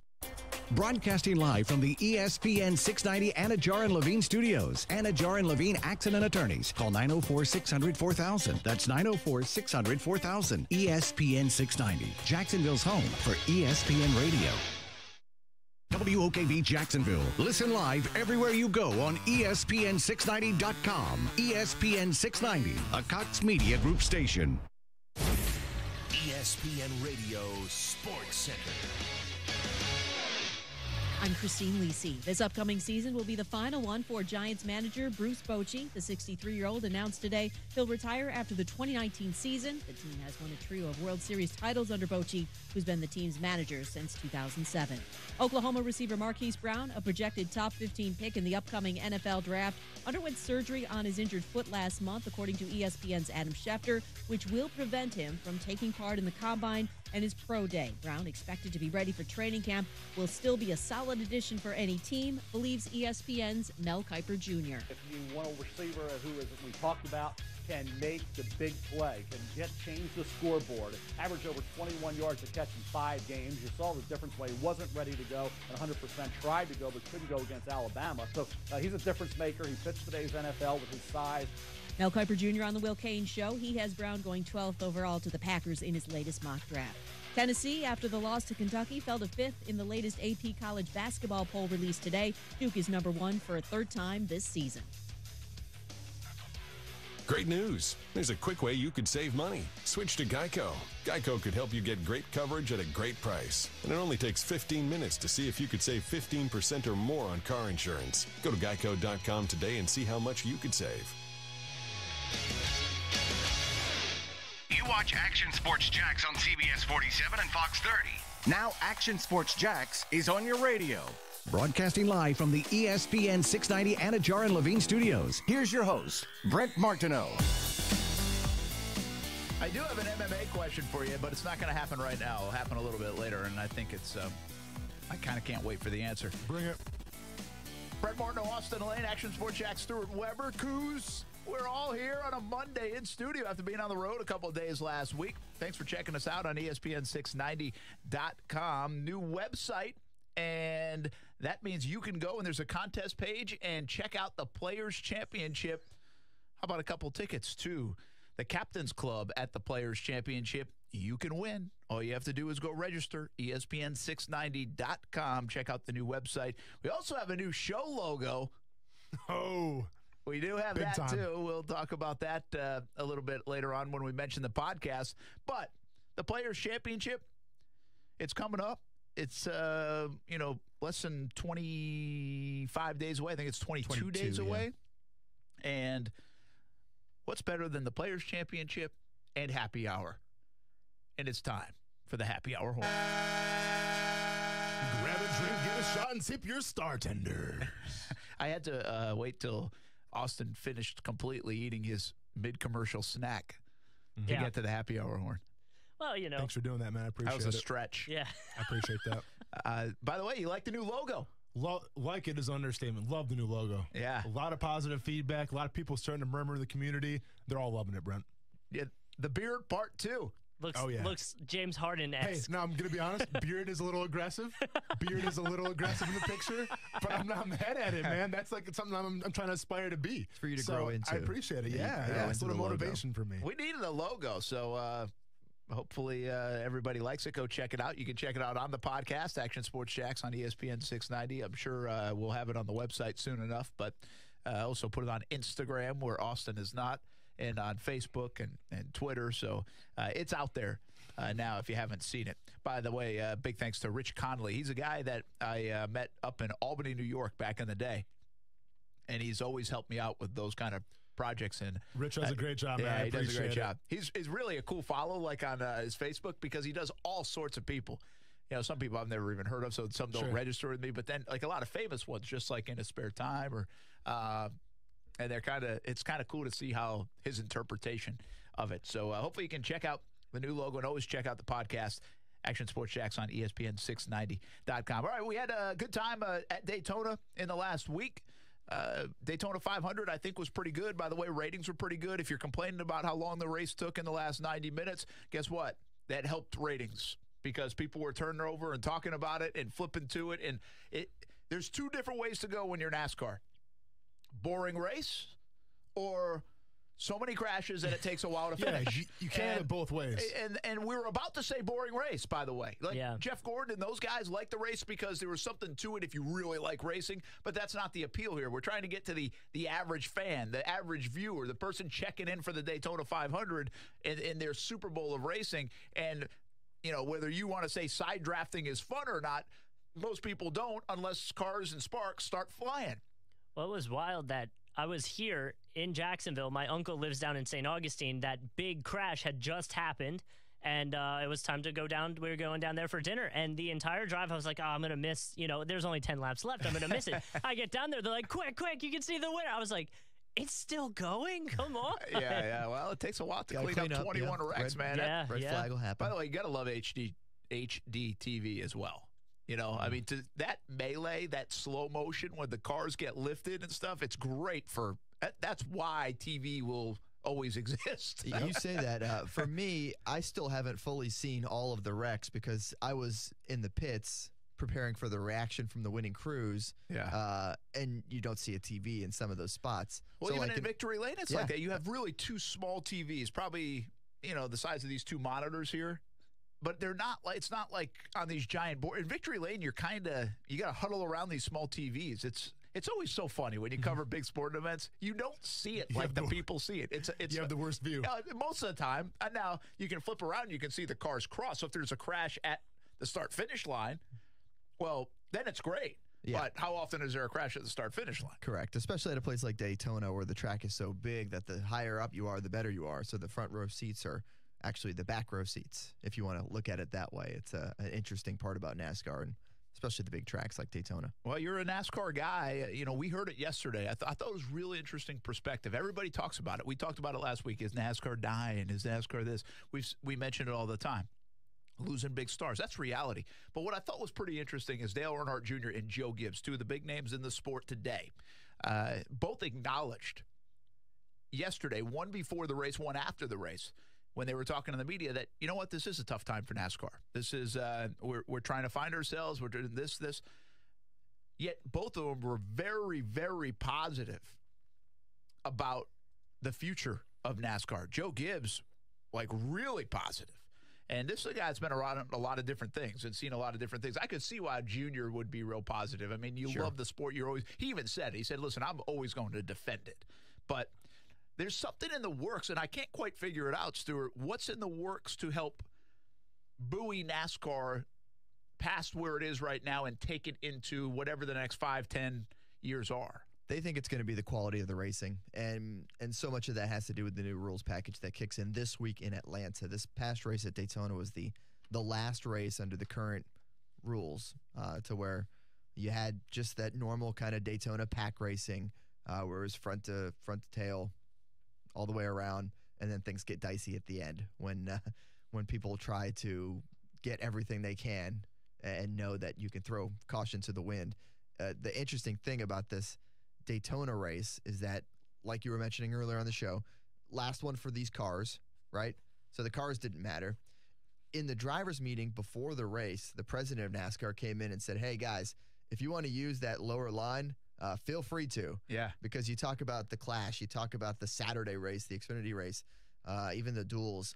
Everyone was taking that high line and sticking to it. There was no back and forth between the two racing lines. There was no guys getting strung out in the middle when you're going three wide and things like that. So obviously they were able to do that. And I was talking to our friend Andrew, who works for the track, Andrew Booth, and he was saying that a lot of that had to do with the temperature too. You bring that heat in, it kind of opens up that bottom lane a little bit because just the way the track temps work, and less slipping and sliding if you just want to think about it in it's amazing. A simple way. It's amazing all that factors into it. Yeah, it is. It absolutely is. And so I think a lot of the optimism comes with this week and that new rules package. I mean, a lot of the questioning, even at Media Day, wasn't as geared towards the Daytona 500 as it was towards that new package where you're talking about a higher spoiler. That's going to be a big part of it. You're talking about cars being able to move around a little more, to be able to make passes more and more. So I think they being NASCAR, think that this is going to be a solution for what was perceived, you can call it boring racing last year, where you got a couple guys dominating, where maybe now you'll have, more people mixing it up. And we just have to see it to see. Yeah, see it to see. I like that. Very good. I don't get the sport to those depths of how that will change, and that's why, from a viewing standpoint, we just have to see it. Talking about it, for the next 5 days even won't matter much. We just have to see it. I think some of the other things are going to be fascinating. A guy, the failed inspection, like a guy wins a race, and 30 minutes later they find out that his car failed inspection, and then they go and take that victory away from him. Now that's going to be something. Mm-hmm. Where does that happen in sports? I mean, it took 5 years to take the Heisman Trophy away from Reggie Bush. You know, it takes 10 years to take wins away from a coach who cheated. It doesn't have. Is there any other sport that does that? Like if you are found cheating within an hour, Well, MMA does that, where if you fail a drug test and it comes back, then they take your title away or something like that. But that drug test probably takes some time to come in, right? I mean, I remember with John Jones, I think tested positive like 3 or 4 days after the fight. Okay. But it's even a few days after the fight. I mean, we're talking about being at the track. A guy's in victory lane. Yeah. And do you know the timing of that, Weber? I mean, do you know how? Didn't they say when we were at Media Day, didn't he say it's going to be like 30 minutes after or something? Yeah, essentially they're going to take it straight to the inspection area, and they'll have 30, 45 minutes, something like that. Jeez. And everything they can do to check and look, they have that time period. And that's it. So if you can cheat the system. Correct. And it doesn't mean it's going to stop cheating. Right. And Clint Boyer made that point. He's like, this is how it's always been in racing for us growing up as kids and going on short tracks and things like that. Right afterwards, you win the race. They look at your car. They can do whatever they want to it for that amount of time. If they don't catch anything, you're in the clear. You're in the clear. And that's how he feels like it should be. And yeah. I agree with that. And what had happened was they would do the 2-day thing. It was basically like they were drug testing the car, you know? And so they would have to wait for it to come back. And then what they would do, though, is they wouldn't strip the trophy away or take the trophy away. They would just fines, maybe suspensions if it was severe for a crew chief, and then also not points, which impact the playoffs and everything else. But for some of the drivers, it's not big. If you're way ahead, then it's probably not a big deal. So I think that part of this is going to be pretty interesting to see. Hey, when we come back, there was one really good thing for NASCAR yesterday. And I'll tell you what it was. And the other part of it is I want to know, I'm putting out there right now on social media, what did you watch on Sunday? Was it golf? Was it NASCAR? Was it the AAF? Was UFC? It? Well, I'm talking about in that window. UFC wasn't on until like 8, right? Yeah. That was up against the NBA. Yep. So, but in this window from like 4 o'clock to 7 o'clock-ish, there was a pretty good golf with Tiger not really in the mix, but he was playing NASCAR and, of course, the Orlando Apollos, this new football league people have been checking out on Saturdays and Sundays. What did you watch? Give us a buzz. Let us know. 362-9901 on ESPN 690. Action Sports Jax with Brent Martineau on ESPN 690 is brought to you by Best Bet Jacksonville and Orange Park. Hi, this is Earl Ron, president of New South Window. New South makes windows that are energy efficient and hurricane resistant. You get both. If you have aluminum windows, it's time to get rid of yesterday's technology. New South is the factory and eliminates the middleman. Don't even think of buying windows until you see what our factory can do for you. New South windows are made in Florida, for Florida homes, by Florida workers, because we know Florida weather. Going on now. For every 2 windows you buy, get the third free. Visit newsouthwindow.com. It's the Jacksonville Greek Festival, February 22nd through the 24th at the Morocco Shrine. It's 3 days of live music, Greek food, kids activities. It's fun for the entire family. Don't miss happy hour on Friday and Saturday from 5 to 6 p.m. The 2019 Jacksonville Greek Festival, February 22nd through the 24th at the Morocco Shrine. For more info, visit jaxgreekfest.com. jaxgreekfest.com. Hey, everybody, this is Brent Martineau from Action Sports Jax here on ESPN 690. And although the focus has shifted a little bit from football and heading into basketball season, maybe even baseball season, we have not lost our focus on helping you get the best car buying experience. If you haven't been to see my friends at the new Jenkins Hyundai of Jacksonville, you've got to see this new state-of-the-art showroom and meet their fantastic people. Beyond that, if you're thinking about buying a new or pre-owned car, you really should go see the team at the new Jenkins Hyundai of Jacksonville Jacksonville. I'm really confident you'll find their approach to be a breath of fresh air. Take it from me. I drive a Hyundai, and my friends at Jenkins Hyundai of Jacksonville emphasize a no-risk and no-pressure approach. They offer a limited lifetime warranty that's good anywhere in the United States, and if you're not 100% satisfied with your vehicle for any reason, you can bring it back within the first 7 days for your money back. Jenkins Hyundai of Jacksonville is located on Atlantic Boulevard. You can schedule a test drive today at JenkinsHyundaiofJacksonville.com and tell them Brent Martineau sent you. March is right around the corner, and that means the Players' Championship will be here before you know it. We have your chance to win tickets to the newest venue at the Players, the Captain's Club, which includes beer, wine, and soda. To enter, go to our contest page at ESPN690.com. This is Action Sports Jax with Brent Martineau on ESPN 690 and ESPN690.com. What's that one, man? That's too long. I can't read it. My parents taught me not to believe everything I see on TV. Now, I teach them not to believe everything they see on Facebook. The tables have turned. By the way, that was good teamwork right there, Weber. Yeah, man, that was a team effort for sure. The thing about it is, so I've got this. I've got the video up that some people are seeing if you're watching on Facebook or on Periscope, YouTube. Check out our YouTube channel. Subscribe to it. We just actually put another video there. I'll get into that in a moment. But Action Sports Jax on YouTube. But it's so small that when, like, I don't have it full screen because I've got other things up. It's really hard for me to read, and my eyes are going bad. So that's twofold. All right, let's stay on this for another moment or two. Why was that such a big day for NASCAR, and who knows where it leads? Listen, a lot of times the Daytona 500, it's so big, and then we forget about everything else for a long time. And I'm not just talking here. I'm talking NASCAR. I mean, Atlanta, you forget about things until the big ones, right? Like Talladega, or it comes back to Daytona, or the playoff chase, and there's one that you like. So that's reality in the sport of NASCAR right now, and they understand that too. Yeah, they have their diehards, and their diehards know what race is next and what's after that, and they're going to keep track of it. But as far as the casual fans, they're going to watch the Daytona 500. They might watch the Coke 600 at Charlotte later on in the year. They'll watch the Brickyard when they go to Indy. Yeah. A little Talladega, hoping to see Ricky Bobby. I got to ask you, being the NASCAR expert that you are, is Bristol still a big race? Because like when I was a kid, Bristol was the race to watch because that's where the most crashes were and everything. It was the fastest race. Is it still kind of like that, or has it kind of died down? Yeah, they still love Bristol and Darlington for that small track, Martinsville. That it's a different kind of racing, and I wish it had more of a following from the generic fan. Yeah, Bristol. They always think Daytona, but like a lot of the smaller track ones are a lot more fun to watch because you'll mix it up more. Yeah, Weber's going to Darlington, I think Labor Day weekend, That's right? the plan, yeah. A little Sunday night throwback race. They do a throwback every year, so all the drivers do different paint schemes. Yeah, that's cool. This year they're doing early 90s.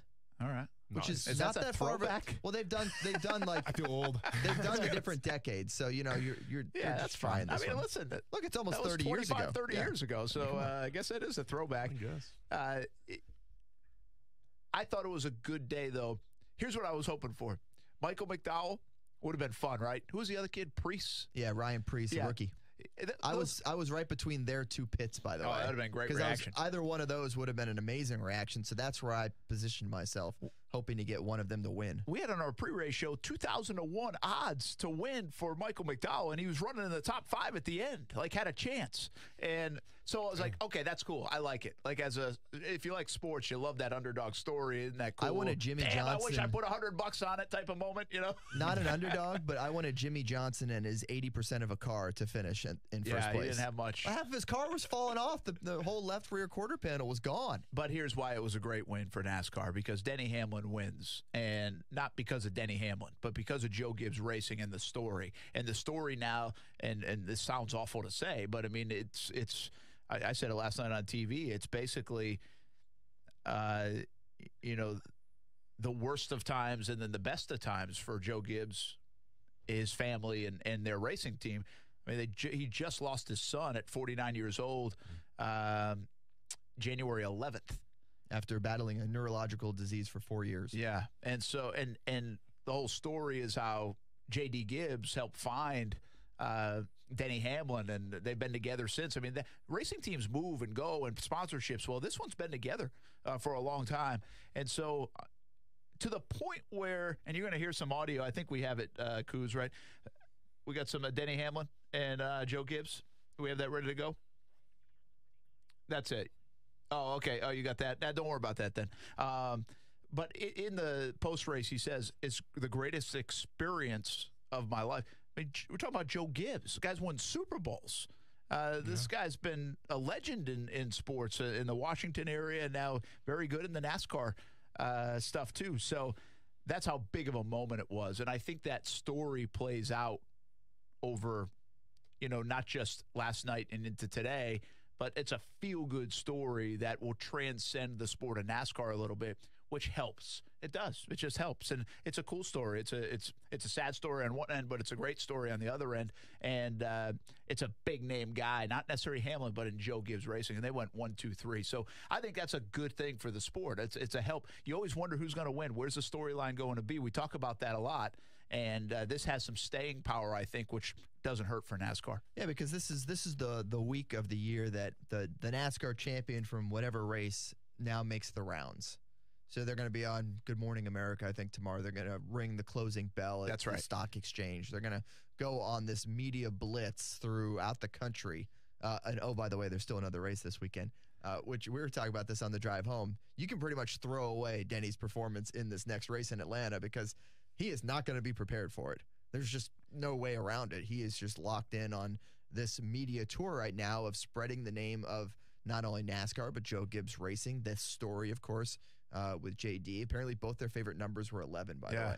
There's so many of those deep ties that just like, wow, there's so much to that story. And Hamlin's got the Jumpman brand. Yeah. And it was Jordan's birthday yesterday, and he's buddies with Michael Jordan. I mean, he was talking about after the race, just conversations. Like, I guess Jordan's a pretty big NASCAR fan. He's IndyCar too. I'm pretty sure he sponsored some drivers and whatnot. So he's really into racing. Yeah, I'm sure he's bored. It's needs something to do. So pretty. I just think overall it's a good. I like the 500. I like the week, but after that, I kind of put it aside, and I think a lot of people do around here. But I think a lot of people do in general, and I think this one might have a little bit of staying power. It'll be a cool thing for the sport and Denny Hamlin. I'm interested to see where NASCAR. I'm not as pessimistic about the sport as some other people are. I definitely am not either. I mean, there's so many moments that I can think of just from last year as far as some really competitive good stuff. I know you had a lot of wins from Harvick and Busch and Truex, but you think about like the Dale Jr. call at Chicago. Slide job. It's a slide job. You know, that first race that he did where he got all excited about a racing move at the end as it was really getting dicey. You talk about Jimmy Johnson with that cutoff race for the chase at the Roval of Charlotte where he gets spun out with Truex going for the finish line, trying to get that win. I mean, there was a ton of great moments. It's just for the casual fan, that's who you're talking about. Got to say, great moments for Stewart. He enjoys it. He watches a lot. He grew up on it a little bit. And there are people a lot of people in Jacksonville. I say that a lot. A lot of people in Jacksonville. Great ratings here in town. Yes. Which is why we talk about it every Saturday night on Action Sports Jax. I know some people, like you talk NASCAR right now, like they're rolling their eyes. I'm saying a lot of people that love it and still watch it. And it's, again, especially right here. I don't know if you find that up where I grew up in New England, but you definitely find it right here. So you said it, though.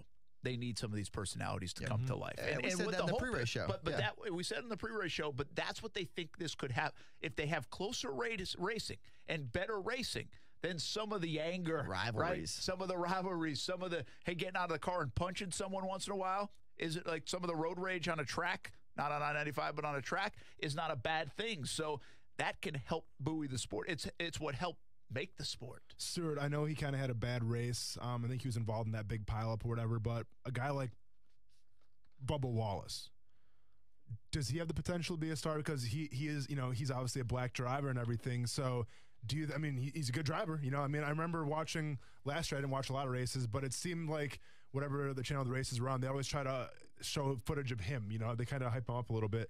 Does he have the potential to kind of be I don't want to say a worldwide star, but definitely a star, a NASCAR star? I think if he's successful in NASCAR, he absolutely has the ability to be a bigger star than that sport. You talk about a guy like Lewis Hamilton with Formula One, kind of the same situation there, where he transcended that sport because of how good he was. And I think that, and this sounds awful to say, as long as he's racing for Richard Petty Motorsports, I don't think he has a chance to be a star. They're a single-car team. They don't have that team mentality. You know, in NASCAR, it's all about resources. And while he's got great resources with the name of the best driver of all time in Richard Petty, you don't have 3 other guys out there turning laps, providing data that's going to help you become a better driver and your strategies. If he's not on a team like Gibbs or Hendrick or Penske, one of these teams, it's hard to say because I love Richard Petty. I love that story of him in the 43. Is he going to win a race or 2 in the 43? Sure. Is he going to win 5 races a year in the 43? Absolutely not. And points championships? And points championships not, yeah. and things like that. Mm-hmm. So he needs to use this as a stepping stone. It's only his 2nd year in the top level. Mm-hmm. Last year was his rookie year. Yeah. So I absolutely think Bubba Wallace has the ability to do that. I mean, he's great on social media. He's great with the fans. And those are 2 huge things when you're talking about a fan access sport like NASCAR. So, and I'm speaking from, obviously the casual fan standpoint where obviously if I've heard of him, he must be pretty popular. So, yeah. Well, obviously he's a black guy in a white man's sport. Yeah. And the other part of that, though, is there's been, listen, Randy Moss owned trucks. I think he might still own a truck. I don't think he does it. Maybe he owned a truck team in the truck series. You talk about Brad Doherty. Brad Doherty's a team in heavily the top involved. series. I saw him yesterday at the track. So, I mean, minorities are involved in racing, but not to that level where he's the face, right? Mm-hmm. That's the one part I wonder about with Bubba Wallace. And we've interviewed Bubba, but he's kind of low-key, at least when we've interviewed him. Does he embrace that and carry that flag of saying, hey, I'm different. This is different. We can bring a whole new generation and a whole new audience in, but I'll be that. Come on board. You have to be willing. Yeah. You have to be willing to do that. I mean, even Tiger, for all his greatness, he doesn't say the stuff LeBron James will say from a social issue standpoint, right? He didn't want to do that. But LeBron, so you have to be a willing participant when it comes to those kind of things. Yeah, that adds pressure. I mean, you look at Danica when she was the only female in the sport. You had all these extra eyes on her because of that. Yeah. Where maybe with Bubba, if you have a few other drivers who maybe look like him, it maybe takes the pressure off a little bit. And you want that. You want that diversity and in stock car racing. And you hope that his presence there shows guys that, hey, we can go up there and make it. Well, and the same thing with Lewis Hamilton, too. It's not like he embraces that role. Like, I'm like the black driver. I mean, he doesn't do that. He just wins and he dominates, So and he has win races. And he has the best team in all of Formula One. He's also tied to Nicki Minaj for a while, too. They were dating, supposedly. Oh. Good for him. Oh. Nicki Minaj. I thought you were going to say Nicki Lauda, and then I'm like, no, we're going a different direction. No, Nicki Minaj. Hey, Sorry. I asked what were you watching yesterday afternoon in that afternoon window. Some of your responses in Ballin' and Fallin' next on ESPN 690.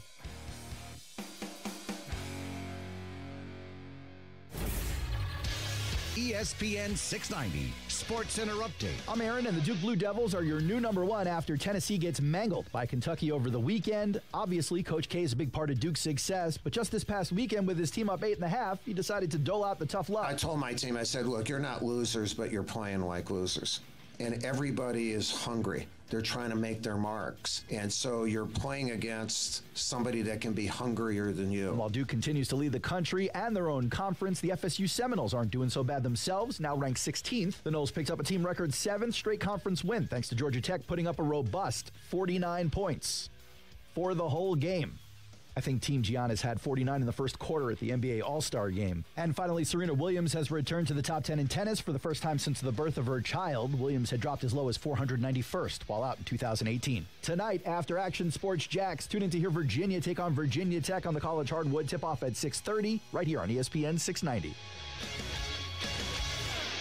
Hi, it's Nathan from Gordon Chevy in Orange Park, where our no bull pricing and express sales process will have you out the door in a new Chevy fast. No bull means fast, fair, and transparent. It's what you can always expect at Gordon Chevy. And right now, take up to $10,000 off the 19 new body style Silverado crew cabs and up to $12,000 off the 19 previous body Silverados.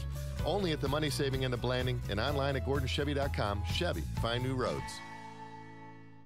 Hi, everyone. This is Allie McNeil from the Best Bet Poker Rooms in Jacksonville and Orange Park. WPT Deep Stacks returns to Jacksonville March 1st. The series features 12 total events with the main event guaranteeing over $300,000. Satellite into the $1,500 main event for as little as $85. Pick up all the bragging rights and cash. Plus, make your claim to fame in this year's WPT Deep Stack Series. Satellites run now through March 9th. For all tournament information, visit them on the web at bestbetjax.com. You look at the way Paul George is playing, and you look at Russell Westbrook. I don't think anybody can deny Oklahoma City may be the biggest threat to the Golden State Warriors. The Stephen A. Smith Show, weekdays from 1 to 3 p.m. on ESPN 690. You watch Action Sports Jax on CBS 47 and Fox 30. Now Action Sports Jax is on your radio. Broadcasting live from the ESPN 690 Anajar and Levine studios. Here's your host, Brent Martineau. Hey, welcome back to the show, everybody. Florida Gators got a win over the weekend. Florida State wins again. UNF basketball wins, too. It's a logjam in the A-Sun in the middle of the pack. And you got the River City Rumble coming up on Wednesday, so that will be fun. We'll talk about that middle of the week. But one thing, I'm probably not going to do it today. I had it for today, but I think we'll do tomorrow. I want to start projecting a little bit. The Gators are interesting when it comes to hoops. Can they make the NCAA tournament? Where is Florida State going to be? From a seed standpoint, how much can they gain over these last couple of weeks? College basketball is starting to get interesting. This is where, if you're even a casual observer, you're probably checking it out more and more. The brackets are about to be posted in less than a month. So fun time of year in college basketball. And Florida State is a good basketball team. Outside of that, the local interest teams are having a hard time getting everybody fired up about hoops because Florida is not that good. UNF and JU have had their struggles, so it's hard to kind of latch on, and I get it. But as we get closer to March, it's always a fun thing. And, of course, the NCAA tournament coming to Jacksonville as well. I had asked before the break or sometime in the last segment, I don't know when I asked, but what did you watch during that afternoon window? And the rating was like a 9.5, I think, or a 10 rating in Jacksonville, which would have been probably top 7 or 8 in the country market. It wasn't top 5 I saw, but it was definitely top 10. So NASCAR, Daytona 500 did a good job. I didn't get ratings for the AAF game. Was that on NFL Network or CBS Sports Network, the 4 o'clock game? Do you remember? That would have been the Orlando one? Yeah. That was on CBS Network. Yeah, so, and I just didn't, the ratings I get for TV, I didn't get to see that. I asked down in Orlando because I did a poll question earlier in the day. I said, what will do a bigger number, Daytona 500 or the AAF? I'm interested. I haven't gotten results on that. But, and then there was golf going on as well. Anyway, Jay Ballin 24 says he was watching NASCAR in that afternoon window. Again, this excludes the NBA All-Star game and the UFC fighting. Yep. This is before 8 o'clock. I'm talking like 4 to 8 o'clock. Submarine Mike, our guy from the Jacksonville Iceman, Whiteboard Magic. I was at Daytona all week, plus 500 was the most watched sporting event this weekend. According to somebody, AAF. I don't know. It's like a Twitter name. I don't know who it is. Okay. I just said it's hard to read off Twitter news. sometimes. Okay. I'm not gonna lie. Okay. Rob Freeman says AAF until the Masters is on. Golf season has not started for me. Hey, dude, Rob, go Gator Rob. If Tiger Woods is playing, golf is started. Or the Swagger Hound. Iceman DLG. I just got a little upset there for a moment. All in on the AAF. Never liked basketball on TV. Much prefer high score. College hoops live. NASCAR. Meh. Haven't watched in a very long time. Not even the Daytona 500. Come on, man. Orc 0909. Some of these. I'm telling you, Twitter is hard to read. I actually drove down to San Antonio from Austin to watch the AAF game. Oh, that's cool. It wasn't quite an NFL game, but still pretty cool with a decent turnout. Even with less than 30,000, parking was rough. Hey, Kuz, I'm going to put you on the spot. Do you have the Spurrier cut? Do you? All right, take a look. So he says he went down to San Antonio. Yeah. Spurrier with a classic one. The game's in San Antonio. Post-game, they win, right, 36-29. This is why people love Steve Spurrier, man. The old ball coach in front of a mic right after the game. He killed it. This is not an easy atmosphere to play in. It was very loud at times. How did you combat the noise? I think it was just as loud as Rocky Top, to tell you the truth. And I know the swamp is maybe a little bit. That's awesome. 30,000 people? 30,000 people in San Antonio. Have been fired. 100,000 at Rocky Top. Hey, Rocky Top. Blah, blah. Listen, you know us. Like, we're not Gator people. We're not. That's hilarious. No, that's funny, I man. mean, that's good stuff. That's funny. That was so class. That's why that guy is beloved in Gainesville and beyond. I mean, he is just gold. And can we also get to the point right now, Brent, where I don't think you need coffee anymore. You just need someone to talk smack about Tiger Woods, and you're good to go. Because now you're fired up. Like, this is new Brent Martineau again. I did. Samuel says, by the way, neither. I'll start watching AAF once I'm football hungry again. I got to get the new logo. I will forward that to you. No, let's see where else. That was it. That was it on what they watched. But I think I might have just had Ballin with Steve Spurrier, but it's time to get into Ballin and Fallin. But I'll give you the results of the ratings if I get them from the AAF. I'm still interested in. I thought Orlando was the interesting watch for that market because they're hooked onto the AAF. They had a good crowd, and they opened at 21,000. There seems like there's some support for it. It's fun, but up against the Daytona 500, and Orlando's not necessarily an historically great market for the Daytona 500. Like, this is a good one. Jacksonville's good. Birmingham's unbelievable. Charlotte's really good. But Orlando doesn't usually fit in that. So once those numbers come out, I'll pass them along because I think it's pretty interesting how much has this AAF caught on, even though people would have to go find it on CBS Sports Network a little bit. Well, let's get to Ballin and Fallin. You want to go first or should I? All right, I'll go because I just tried it a moment ago. Yeah. From last night's NBA All-Star game, and I failed miserably. It was pretty bad. It was awful. It was pretty bad. But I might have to try again in the next commercial break because we do have a hoop right here. Yeah, the problem is the ceiling is not very tall, and I jump like really high. Easy, Brent. So that was the reason. Like, he just jumped so high, I thought he was going to take out a light. So he hit the ceiling or what? And I fumbled the basketball. Oh, wow. But it's not a big basketball either. This isn't a real basketball we're talking. This is that was the problem. Nerf ball. Yeah, well, it's not really a good pretty Nerf much ball. a Nerf ball. Okay. Steph and Giannis did not fumble the ball. Check it out. Here's Curry with a high bounce pass.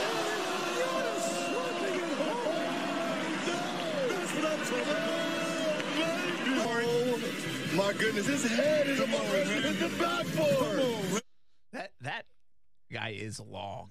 That's what essentially happened in here while you were gone. Yeah, that's right. My head hit the ceiling, and then I hurt my shoulder by reaching up my hand. No, I just really fumbled the ball, but we're going to try it again. Maybe we'll put a video out there.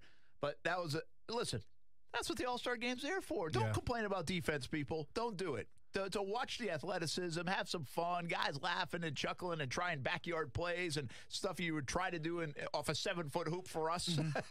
I mean, that's what it looked like. They actually, speaking of the Greek Freak, they had a documentary about him before the All-Star Skills Competition that I watched. It was about 30 minutes long. I think it was on NBA TV.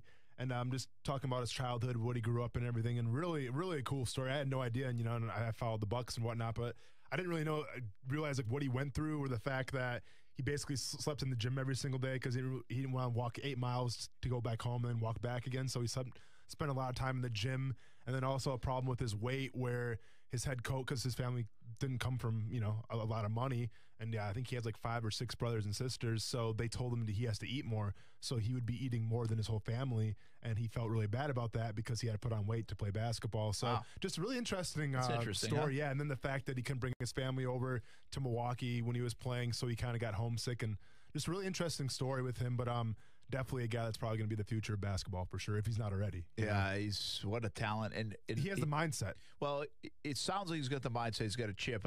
We all forget that stuff. I think we don't remind people enough of how driven these guys are, right? And it's amazing the work ethic, the passion, the athlete, but the competitive spirit of these guys. It's just, I think it's hard to figure that out. The thing that makes him interesting to me is he is so different.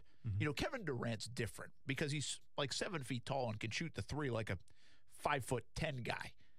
I mean, so obviously the game's changed. Dirk did that, but this guy looks. I mean, he is so his length is so unbelievable. He has but the mindset. It's not because of his mindset. Well, it's because of his length. He's a different cat. So one of my favorite quotes from this past season was they asked him, "So hey, the off season, what'd you do? Like, who'd you train with? Like, what basketball players did you play with?" He's like, I don't play with other basketball players in the NBA. And they're like, what are you talking about? He's like, why would I want to train and play with other basketball players in the offseason? I'm trying to be better than them. I want nothing to do with them in the offseason. So I thought that was kind of cool. He didn't want to give away his secrets. No, didn't want to give away his secrets. And obviously, if you watched the All-Star game last night, he had a personal vendetta against the rim, it seemed like, in the first quarter, man, because he had like 6 or 7 dunks right in a row. It was insane. So He's definitely a great guy to watch. I hope he stays in Milwaukee for a long time, but he's definitely the future of basketball. All right, what you got? Coos, can I get my my Don Cherry voice thing ready here? So I'm going to set the scene quick.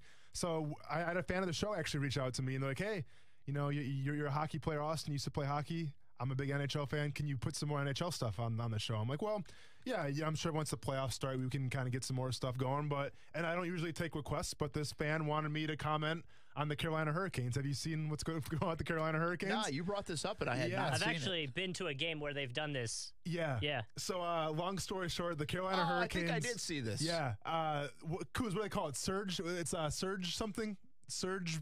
Yeah, it's like Storm Surge. Storm Surge. Yeah, they call it the Storm Surge. So basically what's happening in Carolina is every time the Hurricanes have a home game and they win, after, you know, the other team clears the ice, they do like these crazy celebrations. One of them they're playing Duck, Duck, Goose. Another one they're playing like human dominoes. They went bowling one time. Just as like ridiculous, out of the box thinking celebrations after they win.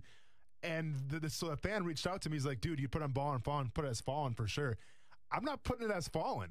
I'm putting their celebrations as balling. And here's John Cherry, a big NHL host, commenting on the Carolina Hurricanes quick. This is the National Hockey League. These guys, to me, are jerks. You have to do this in the National. They're still not drawn. This is to me, and I'll tell you one thing, they better not do this in the playoff. What I don't understand is Brendan Moore's a straight shooter. He always was. This is a joke. Young men expressing themselves for joy of winning. They don't do this thing in the net. It's professional hockey. What are these guys, the jerks or something? And I'll tell you one thing. They do this in the playoffs, making fun of the other team. But nobody's out on the ice. The game's over. I admit, I always liked your theory of when you celebrate when you win only. That's why you liked Muhammad Ali, whereas Sugar Ray Leonard did the before. shuffle. If you want to do it before. But that is absolutely ridiculous. I know the rest of the people. I know all the broadcasters and everything are afraid to say something like that. They're jerks. I know what I'm talking about. You never do anything like that. They're still not drawn. They're a bunch of jerks as far as I'm concerned. So first of all, let me say Don Cherry is having this tirade, this rant.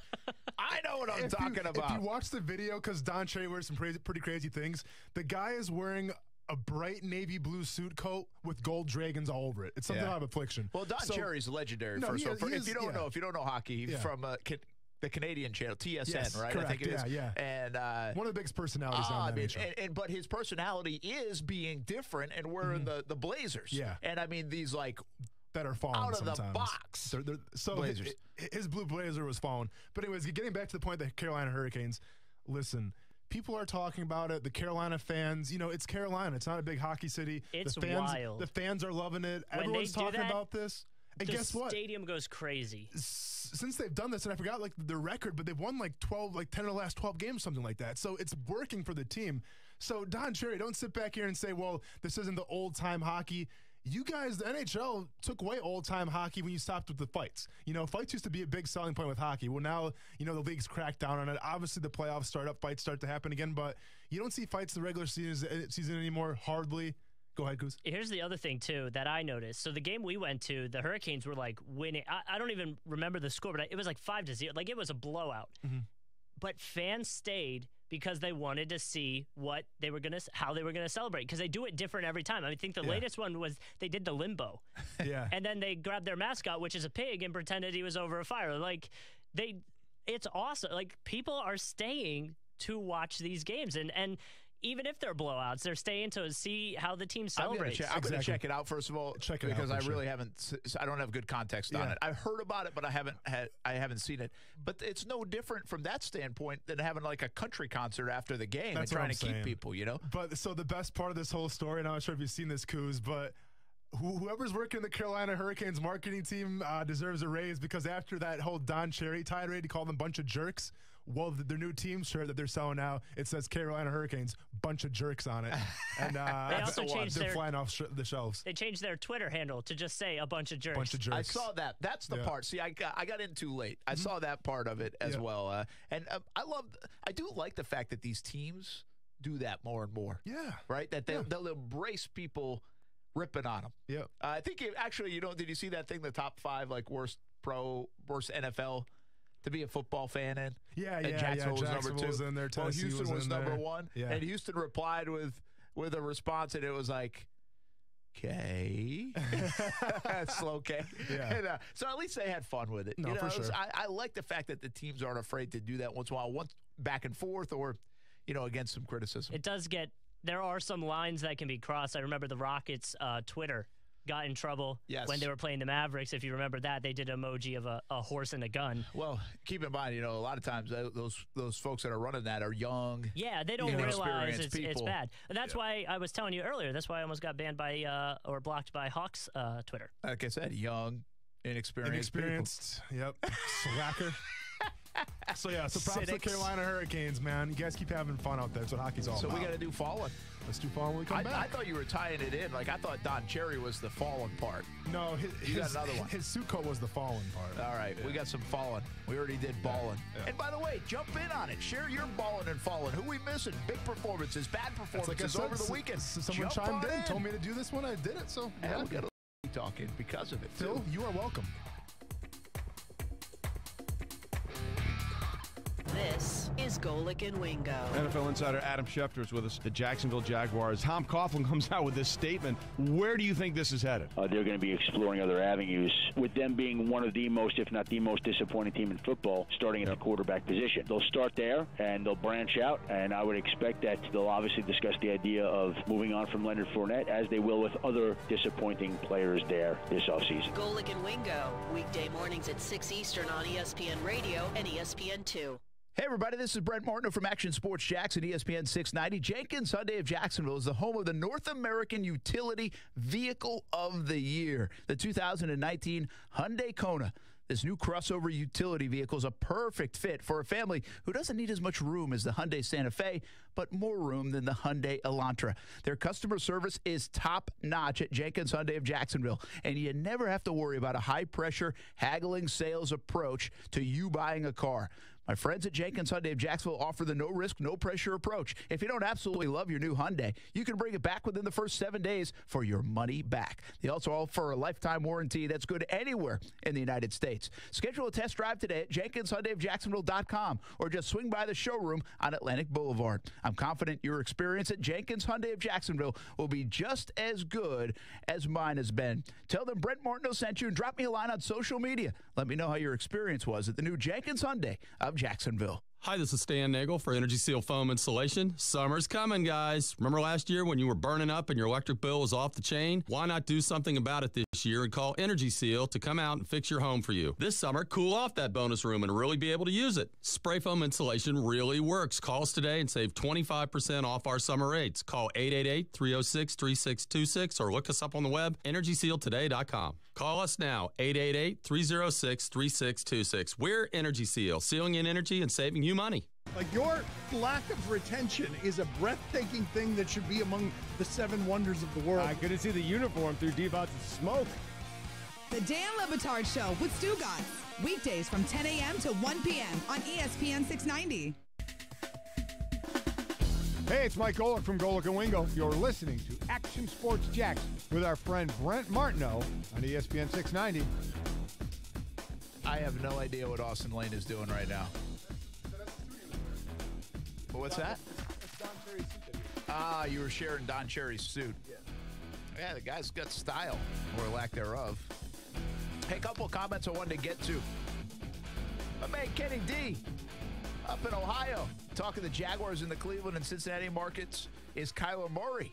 Not sure if he fits everything in Jacksonville, but would be a lot to talk about. So people up in Cleveland and Cincinnati feel like the Jags might lean on Kyler Murray. Let's give him something to talk about. Very nice. I like it. Yeah. That would, too. You know what I said about that? I've said it, and I think a lot of people, whether you like the Kyler Murray stuff or not, would agree with this.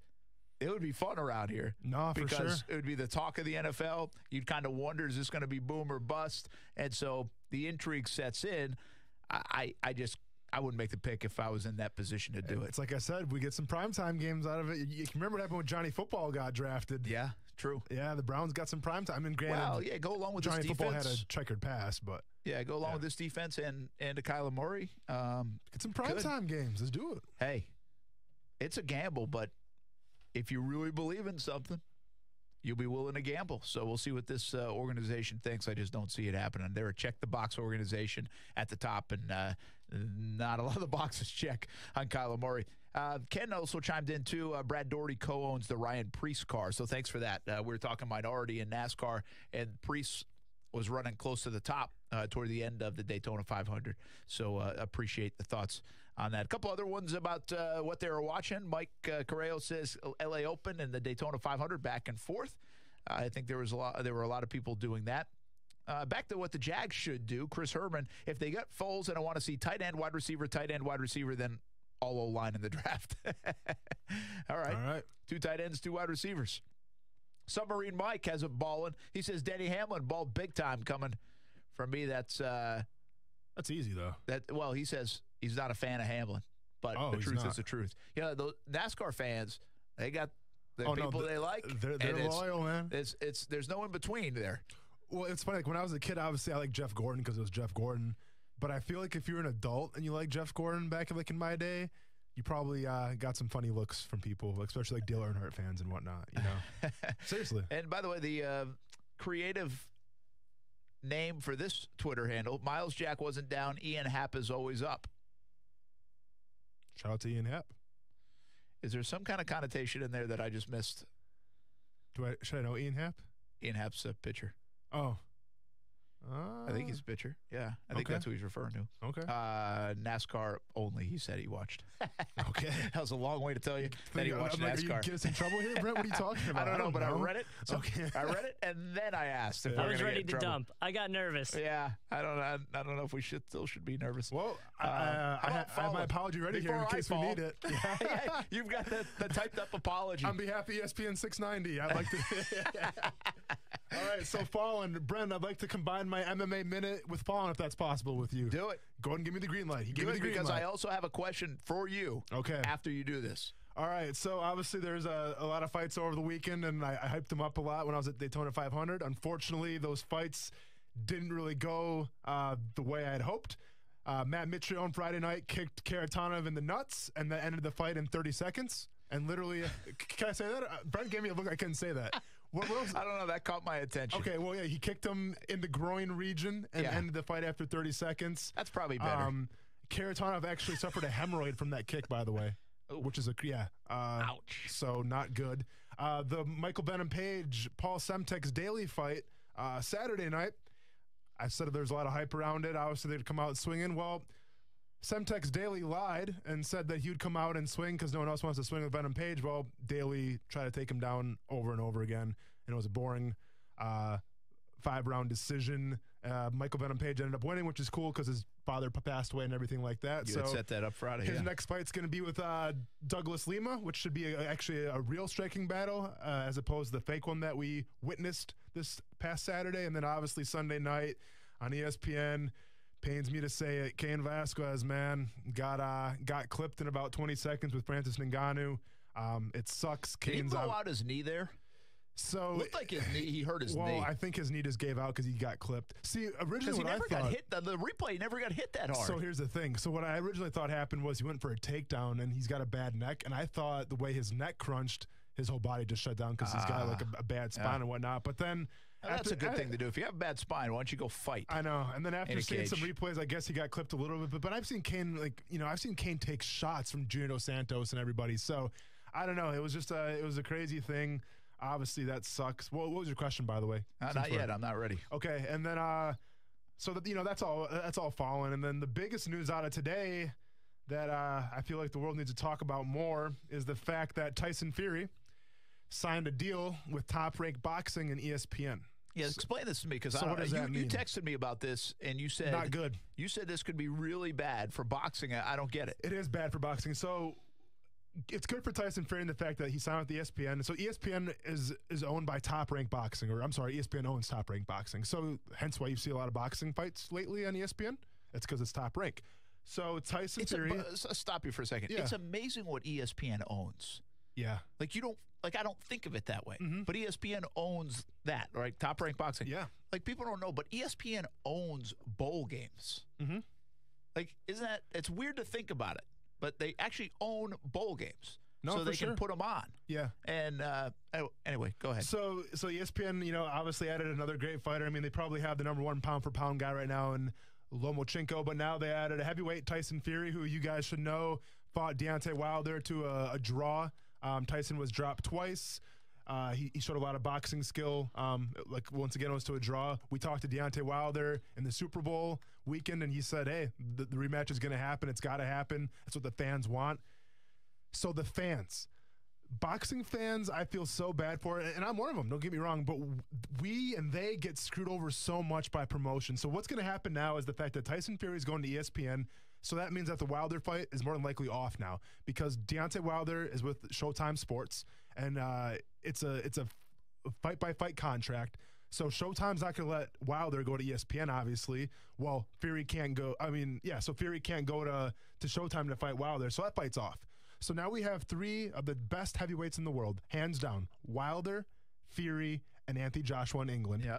And they can't fight each other because Joshua's with a different promotion, Wilder's with Showtime, and now Tyson Fury is with ESPN.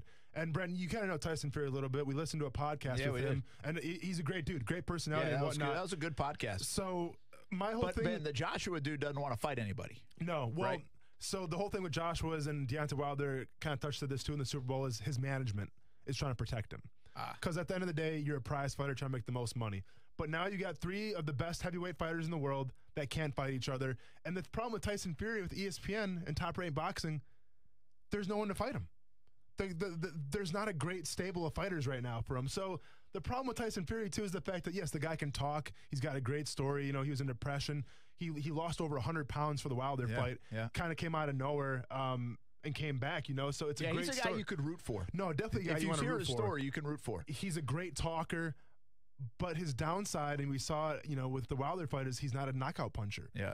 And if anything, you're talking heavyweight boxing, you got to be able to knock somebody out. Heavyweight boxing dead? We got 15 seconds. It is, I think it's on the way to dying, absolutely. Because of this move. Yeah, it's not good. Because people wanted to see Wilder Fury too, and now we're not getting that treat, and the fans are getting screwed over. It sucks.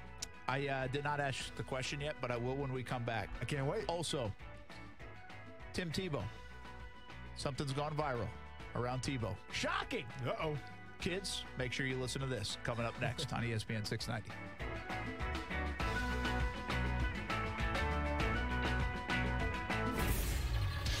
ESPN 690 Sports Center Update. I'm Aaron, and the Duke Blue Devils are your new #1 after Tennessee gets mangled by Kentucky over the weekend. Obviously, Coach K is a big part of Duke's success, but just this past weekend with his team up 8.5, he decided to dole out the tough love. I told my team, I said, look, you're not losers, but you're playing like losers. And everybody is hungry. They're trying to make their marks. And so you're playing against somebody that can be hungrier than you. While Duke continues to lead the country and their own conference, the FSU Seminoles aren't doing so bad themselves, now ranked 16th. The Noles picked up a team record 7th straight conference win, thanks to Georgia Tech putting up a robust 49 points for the whole game. I think Team Giannis had 49 in the first quarter at the NBA All-Star Game. And finally, Serena Williams has returned to the top 10 in tennis for the first time since the birth of her child. Williams had dropped as low as 491st while out in 2018. Tonight, after Action Sports Jax, tune in to hear Virginia take on Virginia Tech on the College Hardwood. Tip-off at 6:30 right here on ESPN 690. Hey, everybody, this is Brent Martineau. If you've received a letter from the IRS and cannot pay them, things can get bad quickly. The IRS can seize your bank accounts and garnish your wages. If this is you, contact J. David Tax Law, a local firm right here in Jacksonville. Recently voted the best tax attorney in Jacksonville by Folio Weekly readers and selected as an ultimate tax attorney by the Jacksonville Business Journal. Your first step to stop IRS harassment is a no-cost consultation. They explain exactly your options and how they'll resolve your tax issue. Only trust an experienced and award-winning tax firm to represent you. The fastest way to get started is to call 904-507-4777. Peace of mind is only a click or phone call away, also online at jdavidtaxlaw.com. Only trust an experienced and award-winning tax firm to represent you by calling this number again, 904-507-4777, or online at jdavidtaxlaw.com. Hi, it's Nathan from Gordon Chevy in Orange Park, where our no bull pricing and express sales process will have you out the door in a new Chevy fast. No bull means fast, fair, and transparent. It's what you can always expect at Gordon Chevy. And somehow, I fat-fingered the order for 2019 Colorados and ended up with over 100 in stock. So right now, you can get up to $4,000 off. That's the truck everybody's talking about, the Chevy Colorado. Only at the money-saving end of Blanding Boulevard and online at GordonChevy.com. Chevy, find new roads. Hi, everyone. This is Allie McNeil from the Best Bet Poker Rooms in Jacksonville and Orange Park. WPT Deep Stacks returns to Jacksonville March 1st. The series features 12 total events with the main event guaranteeing over $300,000. Satellite into the $1,500 main event for as little as $85. Pick up all the bragging rights and cash. Plus, make your claim to fame in this year's WPT Deep Stack Series. Satellites run now through March 9th. For all tournament information, visit them on the web at bestbetjax.com. Broadcasting live from the ESPN 690 Anajar and Levine studios. Anajar and Levine Accident Attorneys. Call 904-600-4000. That's 904-600-4000. ESPN 690. Jacksonville's home for ESPN Radio. WOKV Jacksonville. Listen live everywhere you go on ESPN690.com. ESPN 690, a Cox Media Group station. And Radio Sports Center. I'm Christine Lisi, developing story. Giant skipper Bruce Bochy announced he'll retire after the 2019 season, his 13th with the team. San Francisco has won 3 World Series titles in his tenure. Spring training well underway, yet the 2 biggest free agents in baseball, Bryce Harper and Manny Machado, remain unsigned. Their big paydays are coming, though, explains ESPN MLB insider Buster Olney. Both of these guys, after a long, long winter, are going to both wind up doing well. I know from talking with agents yesterday who are not involved in this, but they're reading the market, and they believe that Harper's going to wind up north of $300 million, and they think Manny Machado, in terms of the present-day value on his contract, will be at about $250 million. Buster on Golic and Wingo. ESPN's Adam Schefter reporting Oklahoma receiver Marquise Brown, a projected top 15 pick in the NFL draft, underwent surgery last month, which will prevent him from participating in the Combine and his pro day. He is still expected to be ready for training camp this summer. ESPN's Mel Kiper Jr. has Brown going to the Packers 12th overall in his latest mock draft. Become a new card member, and Discover Card will match all the cash back you've earned, dollar for dollar, at the end of your first year. Learn more at discover.com/match. Limitations apply. You watch Action Sports Jax on CBS 47 and Fox 30. Now Action Sports Jax is on your radio. Broadcasting live from the ESPN 690 Anajar and Levine studios. Here's your host, Brent Martineau. Hey, welcome back here on a Monday. Hope you're doing well, everybody. Beautiful day in Jacksonville, Florida. Was hot, cooled off a little bit with a cold front coming in, and I think we could get cooler temps the next couple of days. But then I think summer's about here. Felt like summer was here today a little bit in Jacksonville. Brent Martineau, Austin Lane, Coos here on a Monday at 5 o'clock. Hang with us until 6 on all the different platforms, if you will. Might have a little bit of Jags news coming up in a couple of minutes, so hang tight for that. Before we get to that, Lucas Jewell, 904 on Facebook, or maybe it was on Twitter. They all show up on the same now, so I'm not sure. Could be on our YouTube channel, Action Sports Jax. Says Anthony Joshua is a chicken. We were talking about that a little bit. He doesn't want to fight anybody. This is why boxing is dying. Top fighters never fight each other. They run and complain about money. Exactly your point. That you just made. And UFC fighters face the best of the best. I would say probably not all the time, right? Not all the time. It's starting to be the more sports. Eventually, sometimes, Brent, it's starting to be like the more sports entertainment thing now too, where they're trying to fit storylines more over actually the top ranked guys in MMA. But that's it. Yeah, I can go on for another rant, but I'm sure you don't want me to do that right now. Okay, so. I've got a question for you. Then one more MMA thing. So I'm watching last night. You watching the fights? Did they shift everything to last night because it was a holiday weekend, or I thought it would be Saturday night stuff usually? Yeah, I'm not sure if they Maybe switched because it of college hoops. Well, because of Bellator too had one of their cards, so they might have done that. So I'm watching late weird. Last night and watching a couple of the fights. And I can't even remember who I was watching, but one guy was like really good at he said at kicking. Yep. And so like you get in the back of the calf, and you could tell the one guy was hurting. Oh, you're talking about Paul Felder and James Vick. Yep. And you could tell like it was doing some damage. But my question has nothing to do with the actual fight. My question is, what hurts the most as a fighter to deliver. So, like, I would think if you kick somebody, like, and you hit him in the shin or you hit him in the wrong spot or your foot wasn't in the right direction, like, I'd be like, oh, that hurts. Yep. You know? Like, does that happen? Story time, I guess. Yeah. So to quick answer the question, if you get hit in the liver, I mean, the liver, it just shuts down. It doesn't matter how tough you are, how strong your core is. If you get hit right in that liver, you just keel over, and that's the fight. It doesn't matter how tough you are. It's just, that's the way the body works. Okay, but that's getting hit. Yeah. But now getting back to the whole shin thing, you brought up a great point. So my biggest transition from NFL to MMA, I mean, obviously it was, the way I trained and whatnot and the endurance and the cardio. But the biggest thing that I never even took into account was the shin conditioning. So basically what happens is, obviously in MMA, you throw a lot of low kicks. And if you throw a low kick, you got to check it. And by checking basically just means you put your leg up, you block it, right? Well, even if you check it 100%, you check it perfectly, it's still going to hurt your shin. I mean, imagine if you ever bumped your foot or your shin like on a coffee table or whatnot, that stuff hurts, right? So yeah. So what you have to do, which I figured out real quick, is you have to kill all the nerves in your shins. So how do you do that? Well, you can kick a heavy bag 100 times a day, repeatedly, every single day until, your shins start to turn red, and sometimes they bleed because you kick them so hard, and that kills the nerves. And I've seen this done in our gym a couple times where dudes have taken a golf club or a steel pipe, and they will grind their shins down with a pipe until they bleed. And that also kills the nerves in your shins. I've never done it that way. I've done it the old school way where you just kick a heavy bag as many times as possible till it hurts. And then you limp the next couple of days, you do it again. And eventually it gets to the point where you kill most of the nerves in your shins. Now, every once in a while, there's going to be a hard kick where you'll block it and you'll still feel it. But, I mean, I can't feel any of that. Honestly, my shins are completely dead now. He's punching his shin, like with his knuckles. Dude, and I can't feel anything. Why do you do this again? Like, why do you fight again like this? It's all about the journey, man. I love it. But I mean, that sounds awful. But yeah, that's one thing that kids. The whole thing, everything you just said there sounds awful. We were talking about going training with you. If that's part of it, yeah, I'm out. No. Well, yeah, I mean, obviously we can wear shin pads and whatnot, but you can't wear shin pads in a fight. But also, so obviously in Thailand, the whole art of Muay Thai is big in Thailand. That's where it originated. Yeah. They'll get kids like at 6-7 years old kicking like these like sugarcane trees. Yeah. And they'll kick them down. Like they have them started that early.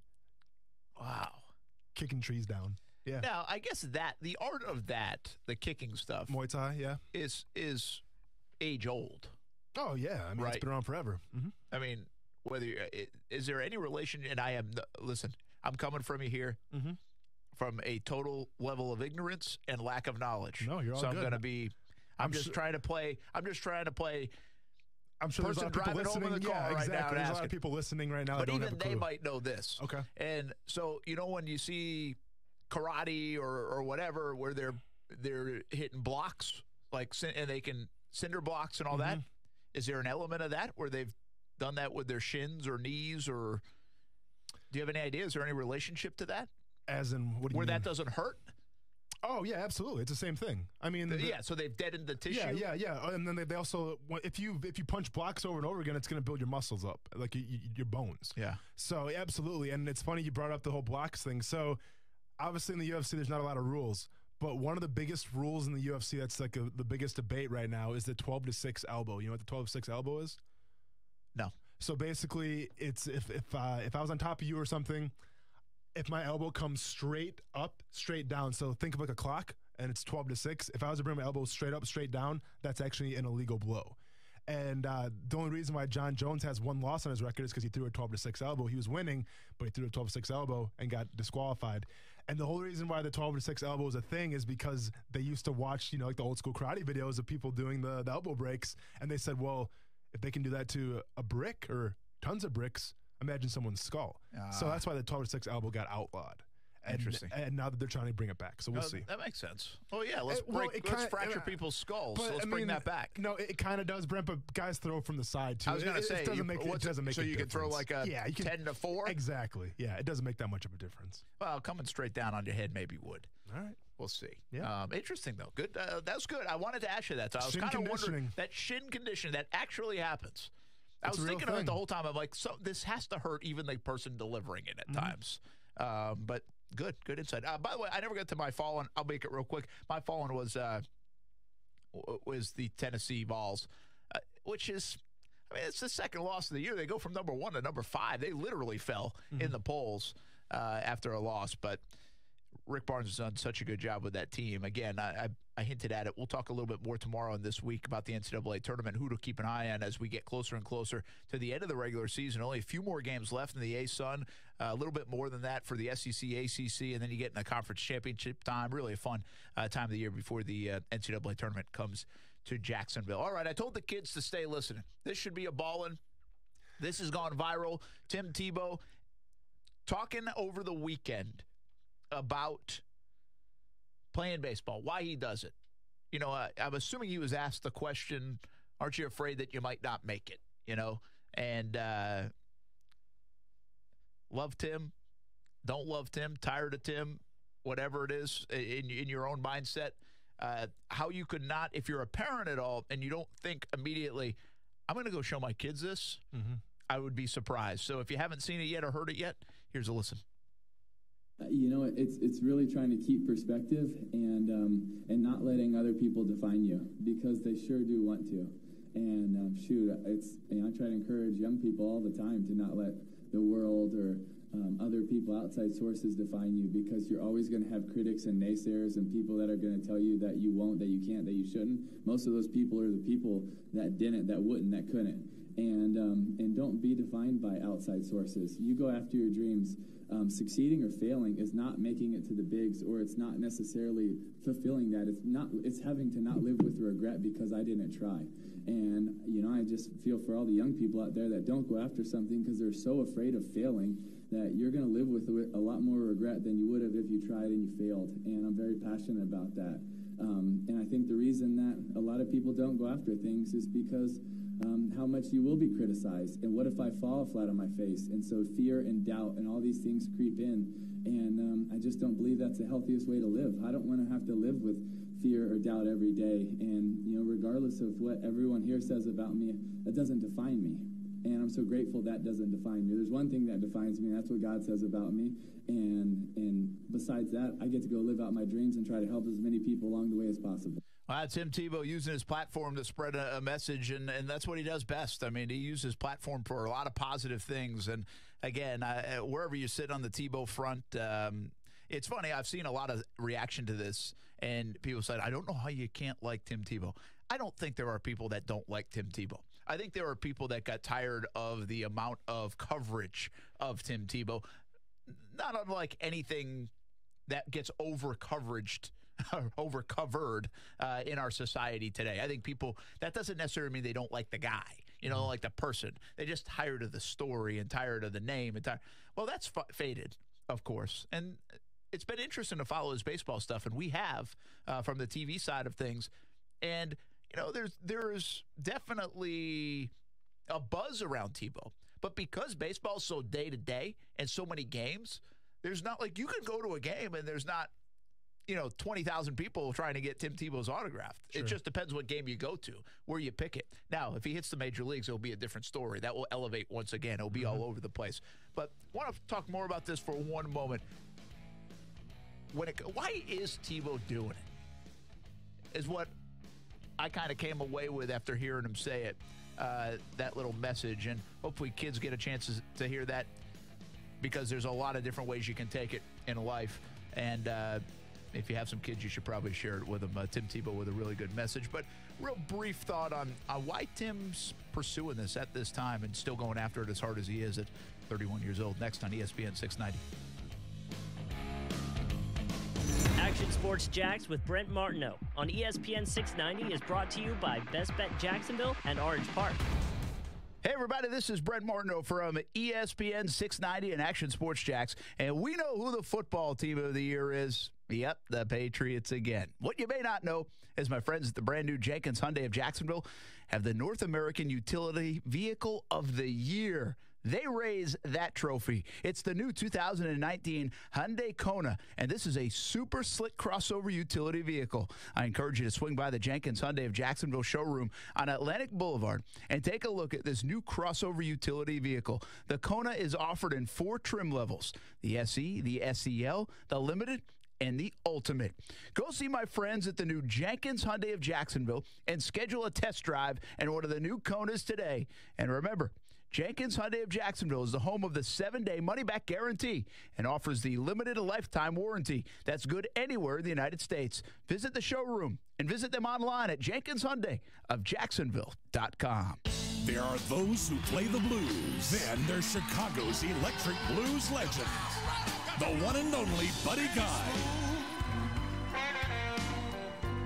And it goes down. Saturday, March 23rd at the Florida Theater. Well, you know it's 9 below zero. Tickets are on sale now at the box office and at floridatheater.com. Don't miss Rock and Roll Hall of Fame inductee Buddy Guy. The spread and that college-style offense. Listen, in 3 years, you might see the Big 12 be run by the NFL because it's the exact same kind of offense that's going on here. Action Sports Jax with Brent Martineau. Weekdays from 3 to 6 p.m. on ESPN 690. Hey, it's Trey Wingo from Golic & Wingo. You're listening to Action Sports Jax with our friend Brent Martineau. We know you're shocked he came off the golf course to actually work, which I respect. Hey, happy Monday to you. Hope you're enjoying the day. If you're the kids and your teachers, well, I hope you really enjoy the day because you had the day off, which is not a bad thing in school land to do that. We're getting a lot of comments continued on one of my big questions of the day, and that was, if you already have Foles, would you go get offensive line or a tight end like Hockenson if you think he's special, like a lot of people do? Some more of your comments on that. We'll get back to that discussion as we hit the 5:15 mark on a Monday on ESPN 690. News out of the Jags just moments ago, I can share. The team has exercised the option for Calais Campbell, Cody Davis, and also Lorente McCray. So Calais Campbell, I think we told you that on Jaguars All Access the day after the season. Campbell basically broke the news to us on the show that he was coming back, and they said he was coming back. Now, there's been a recent discussion in the last couple of weeks that he may rework his deal. He's due, I don't have in front of me, I think right around $14-15 million. And that guy's been worth every penny to this point. But could he rework to help restructure the whole Jags cap situation? He's not taking less money, but you can still kind of rework the deal to make the numbers add up. That would not be out of the question and probably is likely. The other two are special teams plays. Cody Davis, Lorente McCray. McCray was a good special teams player, but I actually shouldn't just leave him at that because as of now, he's your second pass rushing guy on that side behind Yannick Ngakoue.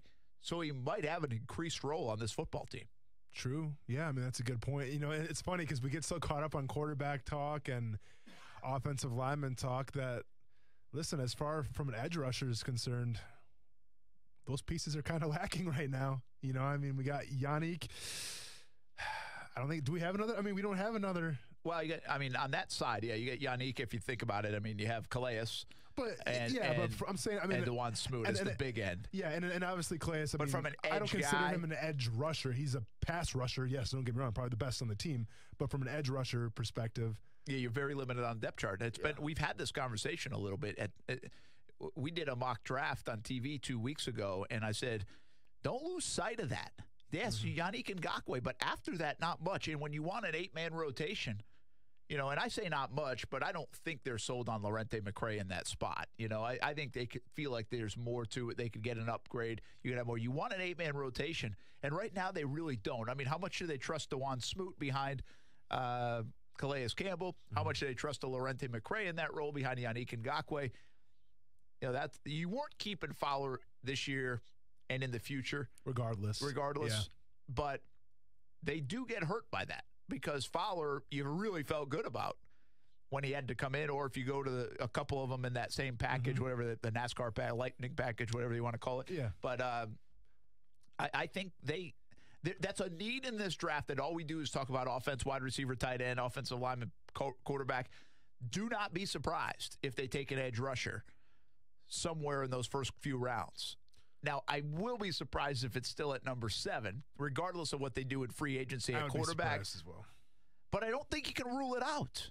If they think the best player is an edge rusher, This team, you can always use edge rushers. You can never always have too many edge rushers, and the beauty with edge rushers, and when we say that, I mean, yes, getting after the passer is important, but obviously having a guy that can stop the run is important too. But the thing with the edge rushers is that you can put them everywhere. You know, you can put them in some packages like the NASCAR package. You can put, you know, 2 smaller guys at 3 techniques and kind of move them around a little bit, because then you're keeping offenses guessing, and that's important. So anytime you can add another edge rusher that's solid, that can play, you know, the 5, that can play the wide 9, that can play the 3 technique, I'm all for it. Yeah, well, the Jags make those moves. Again, if you're just checking in, Calais Campbell, Cody Davis, and Lorente McRae exercise the option for those guys. So good news there. I think we'll know. I was expecting some moves to happen in the next couple of days. And you remember Austin Seferian-Jenkins a few weeks ago said, "See ya, thanks, Jags." Well, then the Jags PR department actually at the time came out and said, "Well, we actually have until Tuesday. I think it was February 19th, Tuesday, which is tomorrow, to make decisions on this stuff." Yep. And so I think we'll know by tomorrow if that's official, which sounds official. Yeah. But could we find out some more? We'll see. So stay tuned for some of the Jags news in the next 24 hours. hours. Speaking of free agency and waiting to see, have you been following your boy Antonio Brown on Twitter, man? Man, it's been unbelievable. The dude, you know what it reminds me of? You ever watch Seinfeld or not? Growing up? Oh, yeah. Yeah. You remember when George Costanza was trying to get fired from the New York Yankees, so he was going out of his way to like mess up the organization? That's exactly what this Antonio Brown thing reminds me of. Like, he's calling out Ben Roethlisberger. He's trying to, you know, put the whole franchise underneath the bus. Doesn't want to be with the owner. Yeah, exactly. Ben does. It's insane, man. Costanza and Antonio Brown. There you go. There you go. Well, yeah, we'll talk more about. You know, I've been a big supporter of saying, hey, you got to go take a look at Brown. Bring him here. Again, I think there's value in that. But I must admit, over the weekend as I'm watching this stuff unfold, it's a little much, right?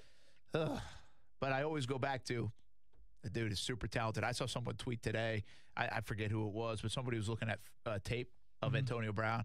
They said, this guy is open every play. Still got it. He's open every play. And it also shows you how good Jalen Ramsey is, because he's not open every play when he faces the Jacksonville Jaguars and Jalen Ramsey. All right, we played a little clip from Tim Tebow. It's gone viral. If you don't know what we're talking about, my apologies. We played it. We had to go to a break. But go check it out. It was basically a nice message to kids. And why he's doing what he's doing right now is he wanted to give it a chance. And he doesn't really care if you think he can make it or not. But he's going to go for it. It's all about the journey. And now, look, he's going to start in AAA. And he's one phone call away now from the big leagues, which is an amazing story after not playing baseball for a decade. There are some really good reads on Tim Tebow about his swing and who he's worked with and how it wasn't good and now it's good and how much work he's put in, which almost makes it surprising to me, because I don't know how he finds the time to put in all the work on swinging and working out when he's traveling all over doing charity work, but also all the TV stuff. Yeah. So he's really got a lot going on, but obviously he's passionate about baseball, and he said something over the weekend. He said, I'm all in on baseball. We all know that doesn't surprise anybody about Tebow. What I was interested, Tebow is so interesting to me in this respect. Athletes say a lot of things. People say a lot of things. And it's easier said than done. What he said in that minute 45 seconds, even for Tim Tebow, is easier said than done. People care about what other people have to say, like it or not. Again, I said earlier, I said at the top of the show, there's a threshold for that.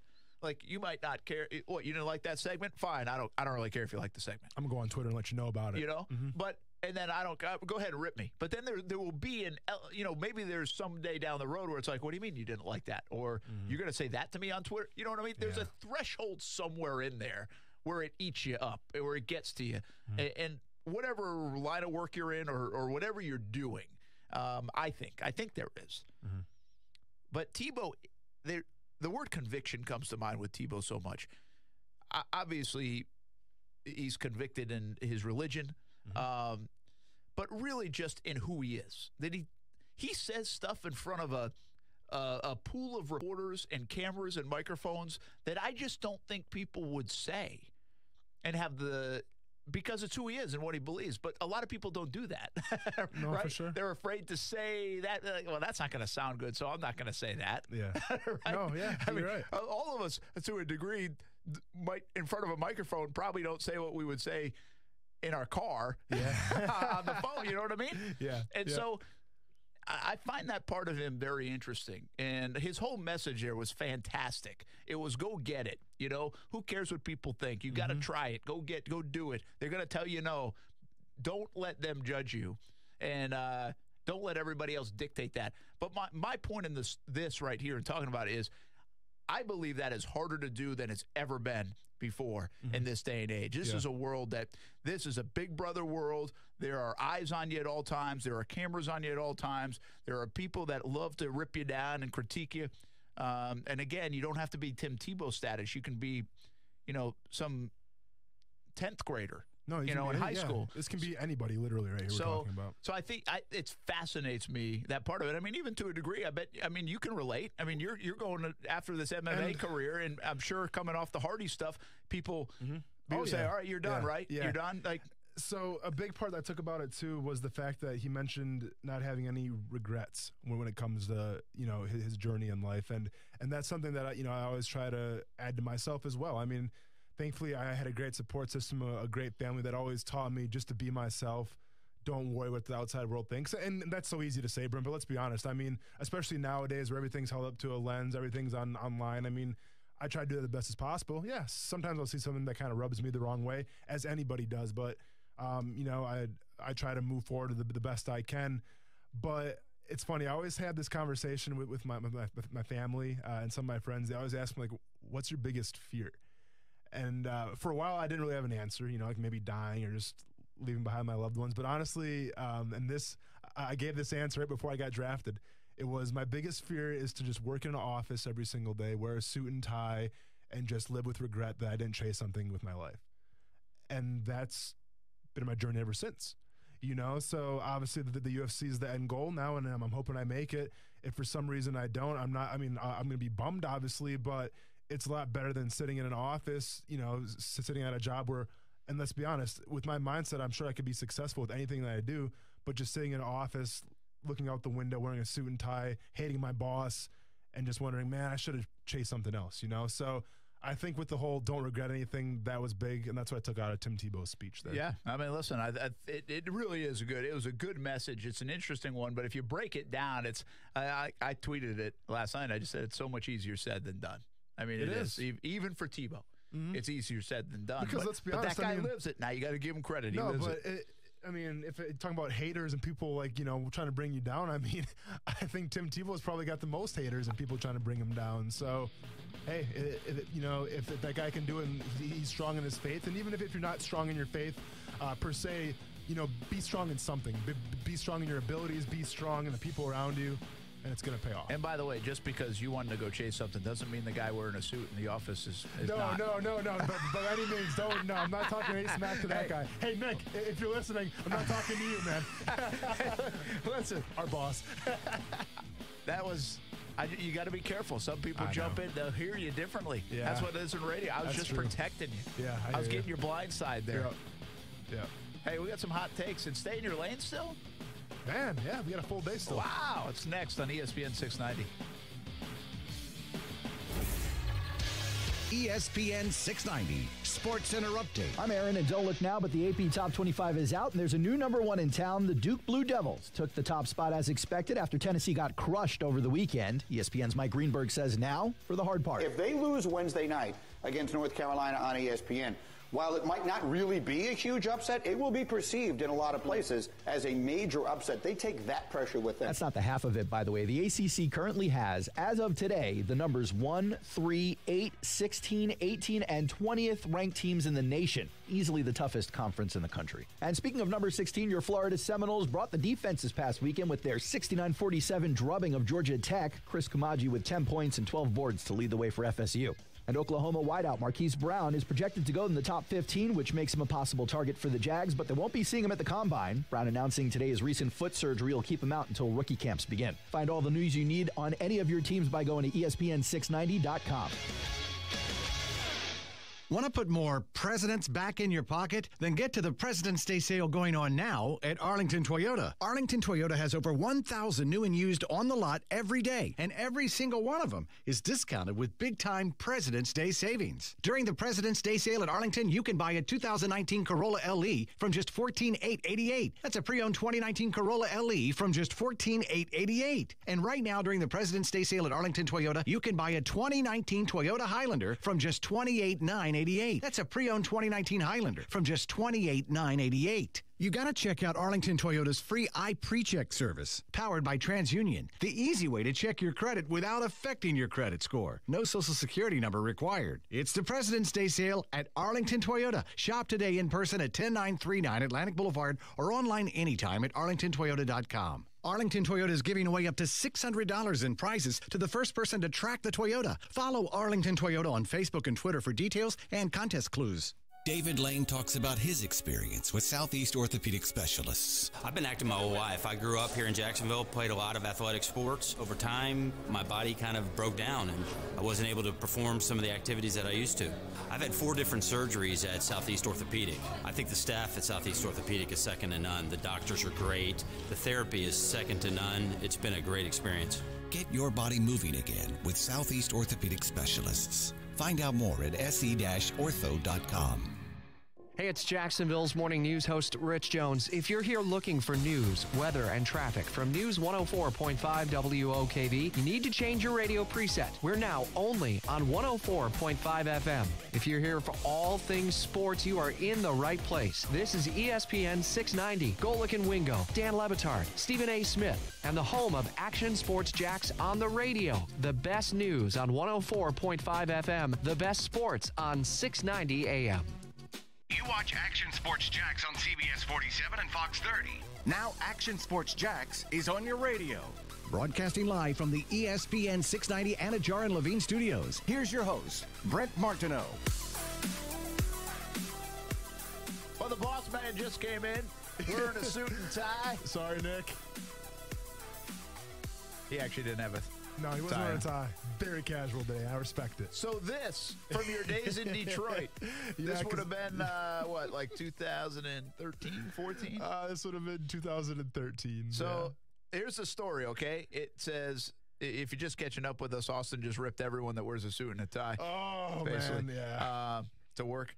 But standing by his new locker, Lane suddenly did a double take as he oh, no, wait. I missed the thing. Go up a little bit, yeah. Once again, I got past the story. Once again, part of an NFL team, Lane is happy to play football instead of make use of his 3.5 years of studying journalism and mass communications at Murray State University. Quote, I can't sit behind a desk all day, Lane said. I'd probably gouge my eyes out from boredom. End quote. Standing by his new locker, Lane suddenly did a double take as he considered the writers in front of him. Quote, no offense to you guys. Nothing against you guys at all, but I think I need something active. So when I'm done here, done playing football, whatever that's going to be, I'm going to be doing something active. Yeah. Well, hey, you were right. And by the way, that article is not incorrect. Now you're putting that degree at Murray State, and now that's 4 years because you went back to use. Yeah, and I haven't gouged my eyes out yet. So and you don't have to wear a suit and a tie here. So a pretty productive life so far, Brent, if you ask me. Well, maybe if we might need to wear a suit and tie if we're going like a sales call or something. That's all good. I can wear something that I wore for my wedding. It'll be all right. You told me, I think before, maybe you said it on. You have one suit? Well, I had one suit when I played in the NFL, yeah. That's right. And I just, changed out the ties and the shirts, so we're all good there. And then now I probably have, so that suit that I wore back then doesn't fit me anymore, obviously, because I was 270 pounds. I'm 245 now, so that wouldn't fit me. It'd be like a baggy tall tee on me. So I had a suit that I had to get for my wedding, so I'd probably just wear that one over and over and over again. All right. Just one suit, that's all you need. Yeah. It really is. Sometimes on TV, I play a little game. Okay. And see how many days in a row I can wear the same suit. See, is it gray? So what color is your suit? Is it like dark gray? Because I feel like you can get away with dark gray. Like that's the thing. It's like a blue suit. I mean, but as long as you're changing the ties, you really don't even need. You can wear a white shirt all the time. But if you're changing the tie, nobody's gonna. Sure. I mean, it's like wearing jeans in high school. You wore the same pair of jeans every day. That I did. Pair of Jinkos, baby. And nobody knew. Yep. Or maybe they did, but didn't care because they were doing it too. Jinkos all day. A couple more notes. So Stevie Sachs says, no to Foles, keep Blake. Draft O-linemen, some weapons, get QB next draft. So Blake is the guy, huh? I guess. Gigantor says, Jags don't draft or develop great tight ends. We just get burned by opposing tight ends. Hell, we get burned by average tight ends. Yeah, well, at times. Michael Clinton says, if you get any vet QB priorities are as such. First OL, second wide receiver / tight end. So we keep getting some comments about really what our overall topic was at the start of the show. And this TJ Hockenson kid is really getting a lot of love. And you see him in some mock drafts going all the way up in the top 10. My curiosity is if the Jags get a Foles in free agency and don't feel like they need a QB, well, where do they go next? And I would argue if this kid's special, the tight end changes your offense more than a right tackle changes your offense. And this is a guy that can do both. He can block and catch, but he gives you something dynamic potentially in your game planning and also in your offense that you don't have right now. This team has been starving for tight ends. They're saying goodbye to Austin Seferian-Jenkins. Mercedes Lewis, yeah, he was good, but he wasn't. He had the one really good year. He had 5 touchdowns his last year here. He wasn't game-changing, dynamic, make you keep an eye on him that much. And they were so bad at the offensive line at times, and this is not fair to Mercedes Lewis, but I think he had to stay in more than they wanted him to. He could never become that pass-catching guy as much as other teams were having it because their offensive line was so bad at times that he was one of their best blockers and had to stay in and help. And they didn't have the luxury of sending him out. And listen, he was a captain for a reason too. I mean, I played with him for a couple seasons, and the dude had great leadership, and he was a strong veteran presence that they could have definitely used this past season. Yeah, and if you had Mercedes Lewis still, my point, you still need another. Yeah. Like, there's a league full of tight ends with some of these high-powered teams, and I think the Jags need him. So I think it's food for thought. And here's what always comes down to as we get closer and closer to the draft is how high do you rank TJ Hockenson? I mean, some teams have, some people have him going down number 22. Some people have him 32 to the Patriots, the next Gronk. Some people have him at 8 to the Lions. So where do the Jags have him on the board? My whole point of this was if they do think he's special, yet you also think, the Taylor kid out of Florida or the Jonah Williams kid out of Alabama is really good at offensive line, I think I would lean toward the tight end. I really do. I'm just saying if you pick him that high, you're picking the best receiver in the draft hands down. So, and I understand tight ends are important, yes. But if you're just picking that high, I don't want a tight end anymore. I want a receiver. So don't think of him as a tight end. Yes, it says TE by his name. Yes.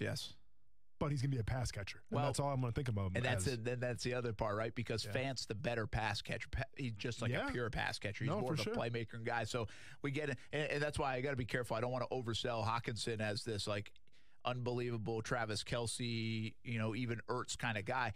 The package of Hockenson gives you both, and that's what separates him. It looks like, at least, if you read up on him in this draft. But he seems like a can't-miss guy. How many times have we heard that? Seems like a can't-miss guy. All right, how about a little stay in your lane at 5:30 on a Monday evening in Jacksonville? Stay in your lane. Let's get a little cruise control flowing here. All right, Brent. So those viral videos, those bottle flip kids that used to be big, where they used to take the bottle and flip it upside down and that whole... And then hope it lands? Yeah, my kids did it all the time. They probably still do it. No offense to your kids, but let's get something a little better up in here. So this kid, I don't know his name, but he basically just said, "Hold my juice box." This kid was in a batting cage, and I'm sure you've seen this video.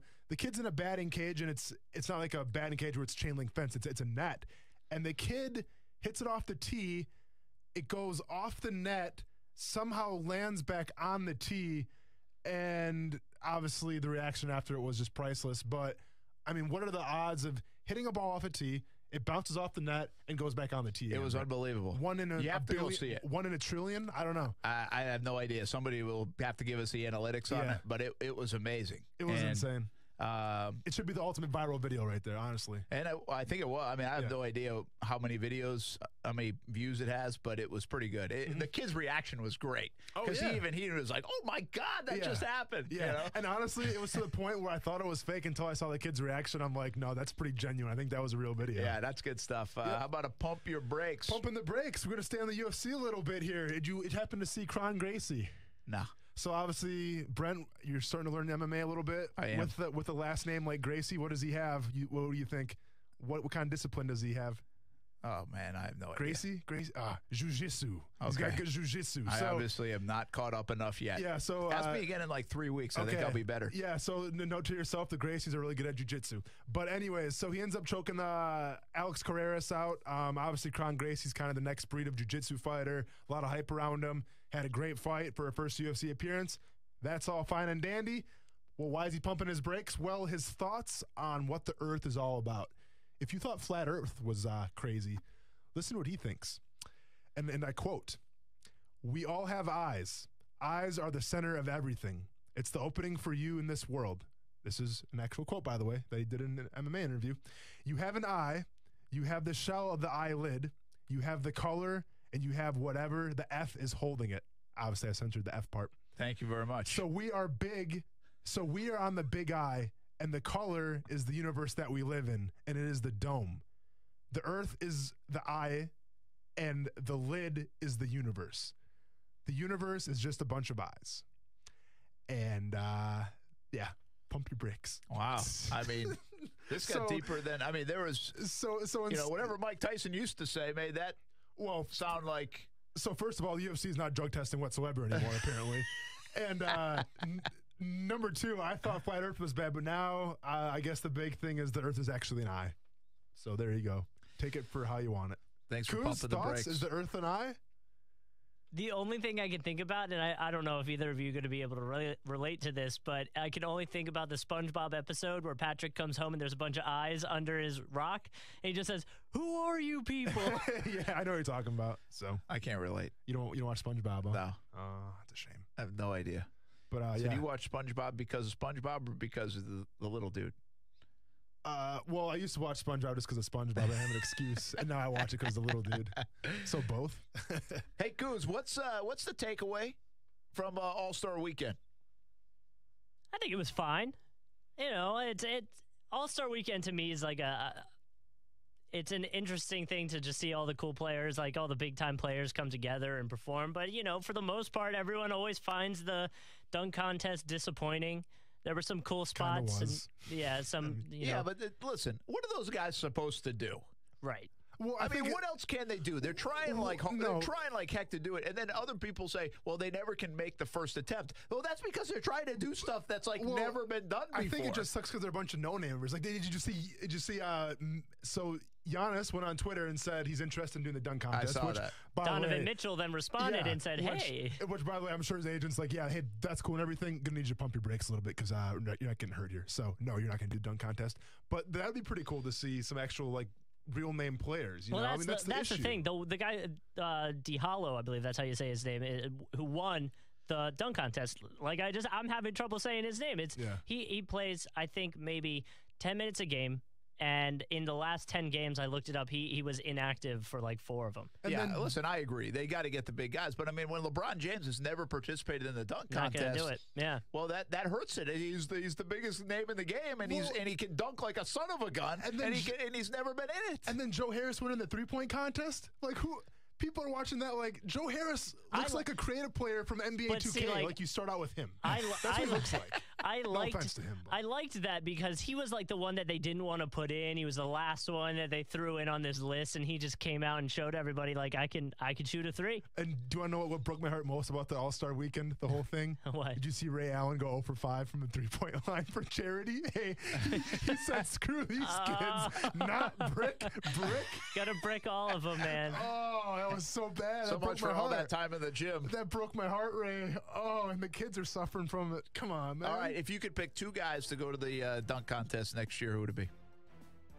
Ooh. I would love to see Ben Simmons and Donovan Mitchell because that, not my rookie, all that stuff. And I know Ben can throw it down, and Donovan obviously can throw it down too. And then you get that little rivalry thing going. I think that'd be fun. Zion. Giannis and Zion next year. Giannis and Zion would be fun. Or just Zion and Zion. It frustrates me that it's already let's put Zion in the dunk contest. He's not in the NBA yet. I can't wait to talk about if he's going to be a bust.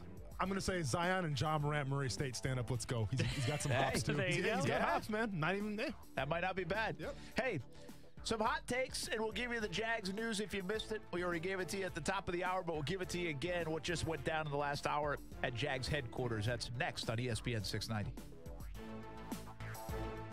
It's Golick and Wingo. Hall of Famer Tony Dungy. Rooney Rule in place. A lot of people say it's not working. What's going on with this, and what could be the remedy for this? Ron Rivera, minority defensive coach, has been to a Super Bowl. Mike Tomlin, minority defensive coach, has won a Super Bowl. Anthony Lynn, minority running back coach. So that just kind of echoes my point. It doesn't have to be quarterback coach. Golick and Wingo, weekday mornings at 6 Eastern on ESPN Radio and ESPN2. Hi, it's Nathan from Gordon Chevy in Orange Park, where our no bull pricing and express sales process will have you out the door in a new Chevy fast. No bull means fast, fair, and transparent. It's what you can always expect at Gordon Chevy. And right now, take up to $10,000 off the 19 new body-style Silverado crew cabs and up to $12,000 off the 19 previous body Silverados. Only at the money-saving end of Blanding and online at GordonChevy.com. Chevy, find new roads.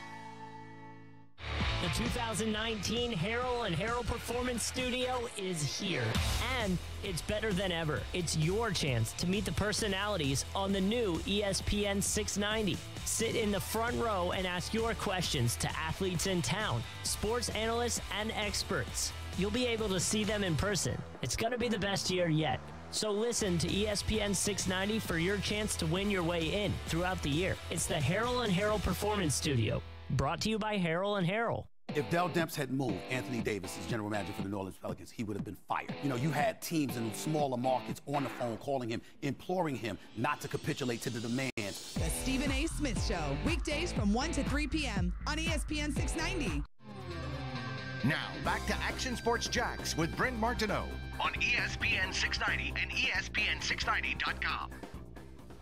What you got on the magic whiteboard? Oh, I really just milked it in. I mean, this because segment. whatever that universe thing is. Yeah. Oh, my gosh. I just said Happy President's Day. Well, you went from it super deep from that UFC guy to seriously, about as simple as you can get. If you get a chance, watch the interview, because I only did a part of that. It's about like a 3-minute rant that he goes on, and it's filled with profanity, which is funny, too. Happy President's Day. Happy President's Day. You know, the problem with Mount Rushmore is it's become such a big cliche in our sports world. It's Mount Rushmore of everything. Oh, like name like the top 4 and put them on the... Yeah, I mean, listen, I'm guilty of it sometimes, too. I mean, you use it. It's kind of what people know, you know? Mm-hmm. But instead of saying, like, what would be the final 4 of this show is like, it's Mount Rushmore of. Yeah. No, I hear you. And I also, I don't know, you have a big desire to go out and see Mount Rushmore? I'm good. You know, I mean, I've seen pictures of each president, so I don't know. Like, what do you want me to do? At Disney? Yeah, I mean, unless I can actually go inside, like, and like kind of rock climb that whole structure. Like, I don't think you can. What was that movie where the Richie Rich, man? Yeah, Macaulay Culkin. They lived in Mount Richmore, if not mistaken. Yep. Ooh, for a I was bonus out point. close. I wasn't too far away from Mount Rushmore this summer when we were in Wyoming. Have you ever seen it? I haven't. It's whatever, huh? It's a rock. Come on. Yeah, some of the landmark things that people go crazy to go see are. Well, I mean, listen, I can't. I'm guilty of it. I grew up around Plymouth Rock. Yeah, and it's a rock. Yeah, but it is kind of still cool to go see. I mean, we would go on field trips. Yep. To Plymouth, Massachusetts, which was about 45 minutes to an hour from where I grew up, and like there are literally people still at that time. I don't know if they still do it, but they would be like pilgrims. Oh yeah, like not. They were acting. Yes. Yeah. They had the whole setup of it. Yeah, they're actors. And so, I mean, there was taking something their jobs cool very about. Seriously.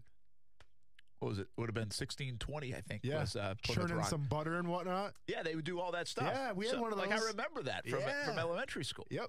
And so I guess there is that fascination in it, but I can't imagine coming from like Oregon to Massachusetts to see Plymouth Rock. That's always how I felt about, like, because we always take trips into Philly, go see the Liberty Bell, all that, you know how it is. But then there would be people, like, it always fascinated me that they would, like, take a trip to see the Liberty Bell. Yeah. Like, to me, my family, when we went on trips, we always went to the beach. We just go to Ocean City, New Jersey, or something. Like, the idea of going on a trip to see a bell, to me, was like, why? But in Philly, like, it's like Philly, at least there's a lot going on, There's right? a It's city. a big city.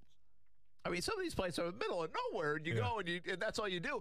But Philly, too, is interesting because what is it, Freedom Hall? Freedom, they also have something else, Freedom something in Philly, I thought. Right around that same area. Oh, that's what I'm thinking. Yeah. I was like, Freedom? I don't know. That's what I was saying. Oh, yeah. Freedom, Independence, same damn thing. Yeah, you're good. So Independence Hall is what I was thinking of because they're pretty close by, right? The Liberty Bell? Yeah, they're kind of right down the street from each other. See, again, the Liberty Bell's in this see-through area, and then the house or the hall, it's down the street. It's got a crack in it. Sweet. This is great. Social studies teachers everywhere are really impressed with this segment. You're killing I'm going to us. be honest, though, man. Shout out to Plymouth Rock because on Oregon Trail, I always made it a habit of going past Plymouth Rock on my Oregon Trail experience. So shout out to Plymouth Rock, man. Holding it down over there. You missed my whole point I was getting to in Philly, okay? Oh, my bad. Because beyond the Liberty Bell and Independence Hall or Freedom Hall or whatever, Plymouth Rock, the number one attraction for people is if you're going to go to Philly, you got to go see the Rocky statue. That's another one. Yeah, and the people will stand there. Right? Oh, and now they're making money off of that. And, yeah, the amount of people that, like my girlfriend tried to get a video of me running up the steps with the music, and I was like, I will not do that. Why? She's That's like, not why cool? not? I was like, I'm from here. You don't do that if you're from here. That's a tourist thing. That's kind of true. But, yeah, there's people that stand, like people work the Rocky statue. They'll stand there, take a picture for you, and expect a tip. But if you had a poll question, if you're going to Philly and you put Rocky statue, Liberty Bell, Independence Hall, I'm probably missing something. Wouldn't Rocky? Yeah, it's Rocky. Oh, yeah, Rocky. Wouldn't he win? And it's funny, too, because obviously I listen to Bill Burr a lot, and Bill Burr has this giant rant where some hecklers were heckling him from Philly, and he went on this big tirade about how their greatest role model and their greatest, landmark is fake. But meanwhile, they have Joe Frazier, who's one of the greatest boxers of all time, and no one gives a crap about him. Yeah, it's odd, isn't it? There's a few people that care about Joe, but you have to care about Joe, man. You kidding me? The brawler? Come on now. Yeah. Well, boxing's dead. You just told us earlier in the show. May got some hot takes? I do have some hot takes, all football related for you guys. The first one is going to be about the Redskins, actually, and the comment just says the Redskins need to sign Ryan Fitzpatrick if they want to be a playoff team.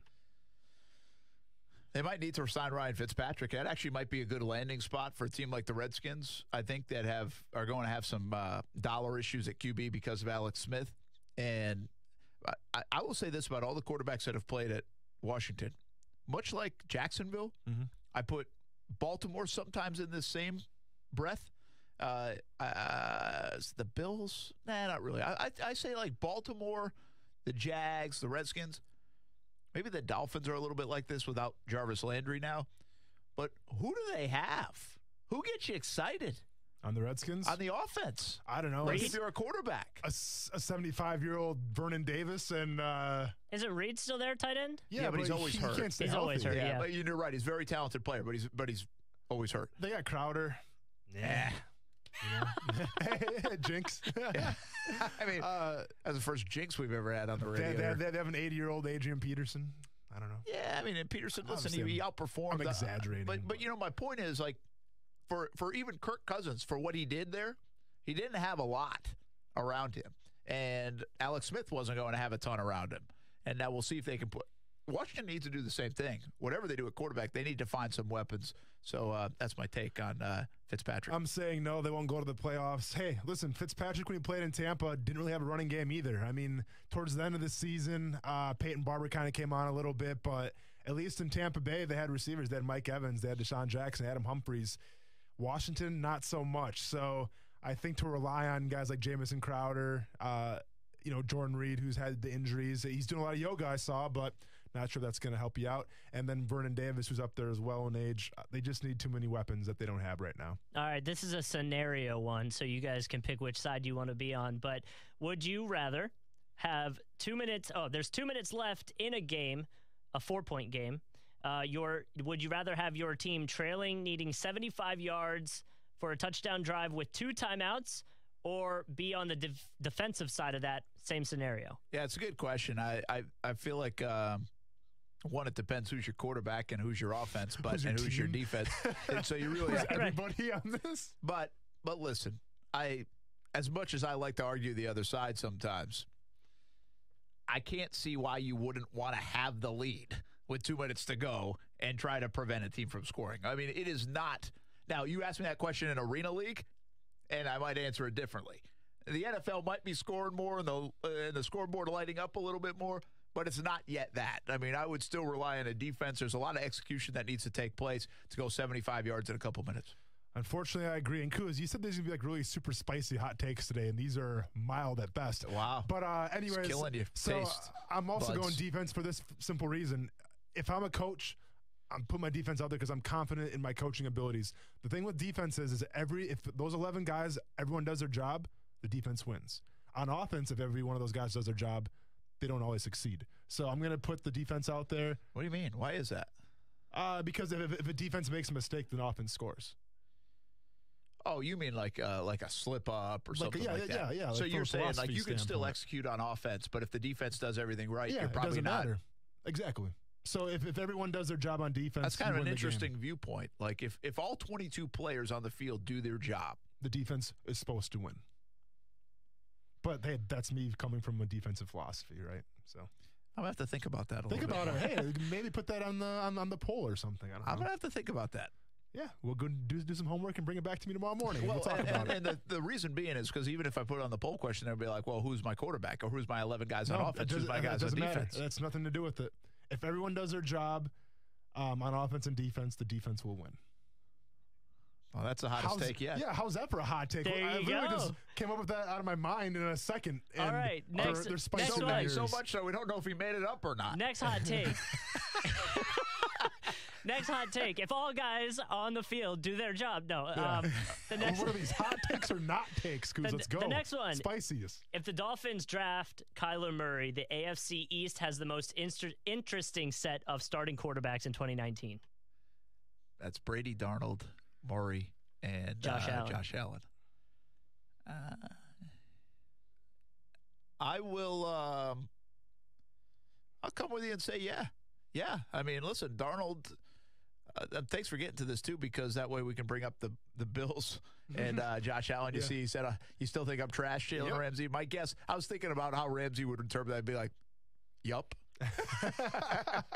But. Yeah, I'm in for that. New coach with Gase and Darnold. Brady's Brady. Kyler Murray, to me, is going to be one of the most fascinating stories in the NFL.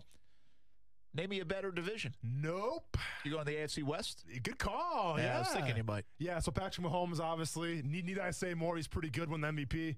I think that's pretty good. He's all right. Phillip Rivers, the most underrated quarterback maybe in NFL history. And just for the fact that he loses. That's a hot take. Well, I'm just saying. And the fact that he loses his mind all the time and like cusses and stuff is just pretty cool to watch. Obviously, with the Raiders, now Derek Carr, not that entertaining, not that cool to watch, but with John Gruden, it's always kind of a back-and-forth dynamic, so it makes it interesting. And then, hey, smoking Joe Flacco. How's he going to do in higher elevation, man? We'll see. Now, that was a good hot take. Thank you. No, not you. That was for Kuz. I mean, you got to take credit for everything, I got one man. in the stash. That's the one I was talking about. All right, Kuz, I got one for you. My buddy Rich says we're talking about Philly. Where you going? Pats or Geno's? Neither. You got like some secret one that nobody knows about? SOS, man. Subs on South. Is that a popular one too? Yeah, they have, to me, the best kind. I think I've been to both Pats and Geno's, but I really don't remember which one was which. They're both pretty good. Kuz, are the best ones, do they have Cheese Whiz or is it like the natural cheese? No, Whiz. With or without, man. Come on, you got to have the Whiz on it. When did you move from Philly? What's that? When did you move from Philly? I moved when I was, that would have been 2009. 2009, so that's like 8 years ago. So so like your teenage life, you were in Philly. Yeah. Okay, so you're a good judge of this. Is my? I was wondering if you were too young to judge the cheesesteak. No, because we would go down there a lot for like concerts, and obviously Philly games. The Phillies, the Eagles, Flyers, Sixers, all that stuff. I like a good cheesesteak now. Who you telling, Brent? That is pretty good. I know. Oh, you can't beat meat and cheese. Come on, I'm not gonna lie. Steak and cheese. Come on. I went to Philly when I was like 10 years old, and it was like the scariest place I'd ever been in my life at the time. Why is that? Because it was the first time I'd ever seen like a big city like that. Okay. And you know, at night when they have like the smoke, it looks like smoke coming out of the grates and the gutters. I was like, what is going on here? Okay. I thought you were taking a whole different direction, I like Brent. Philly now, especially the cheesesteak. Hey, if we have an apology, I have it here to read, so just don't push it. Hey, check us out on the podcast, Action Sports Jax on ESPN 690. We'll see you on TV.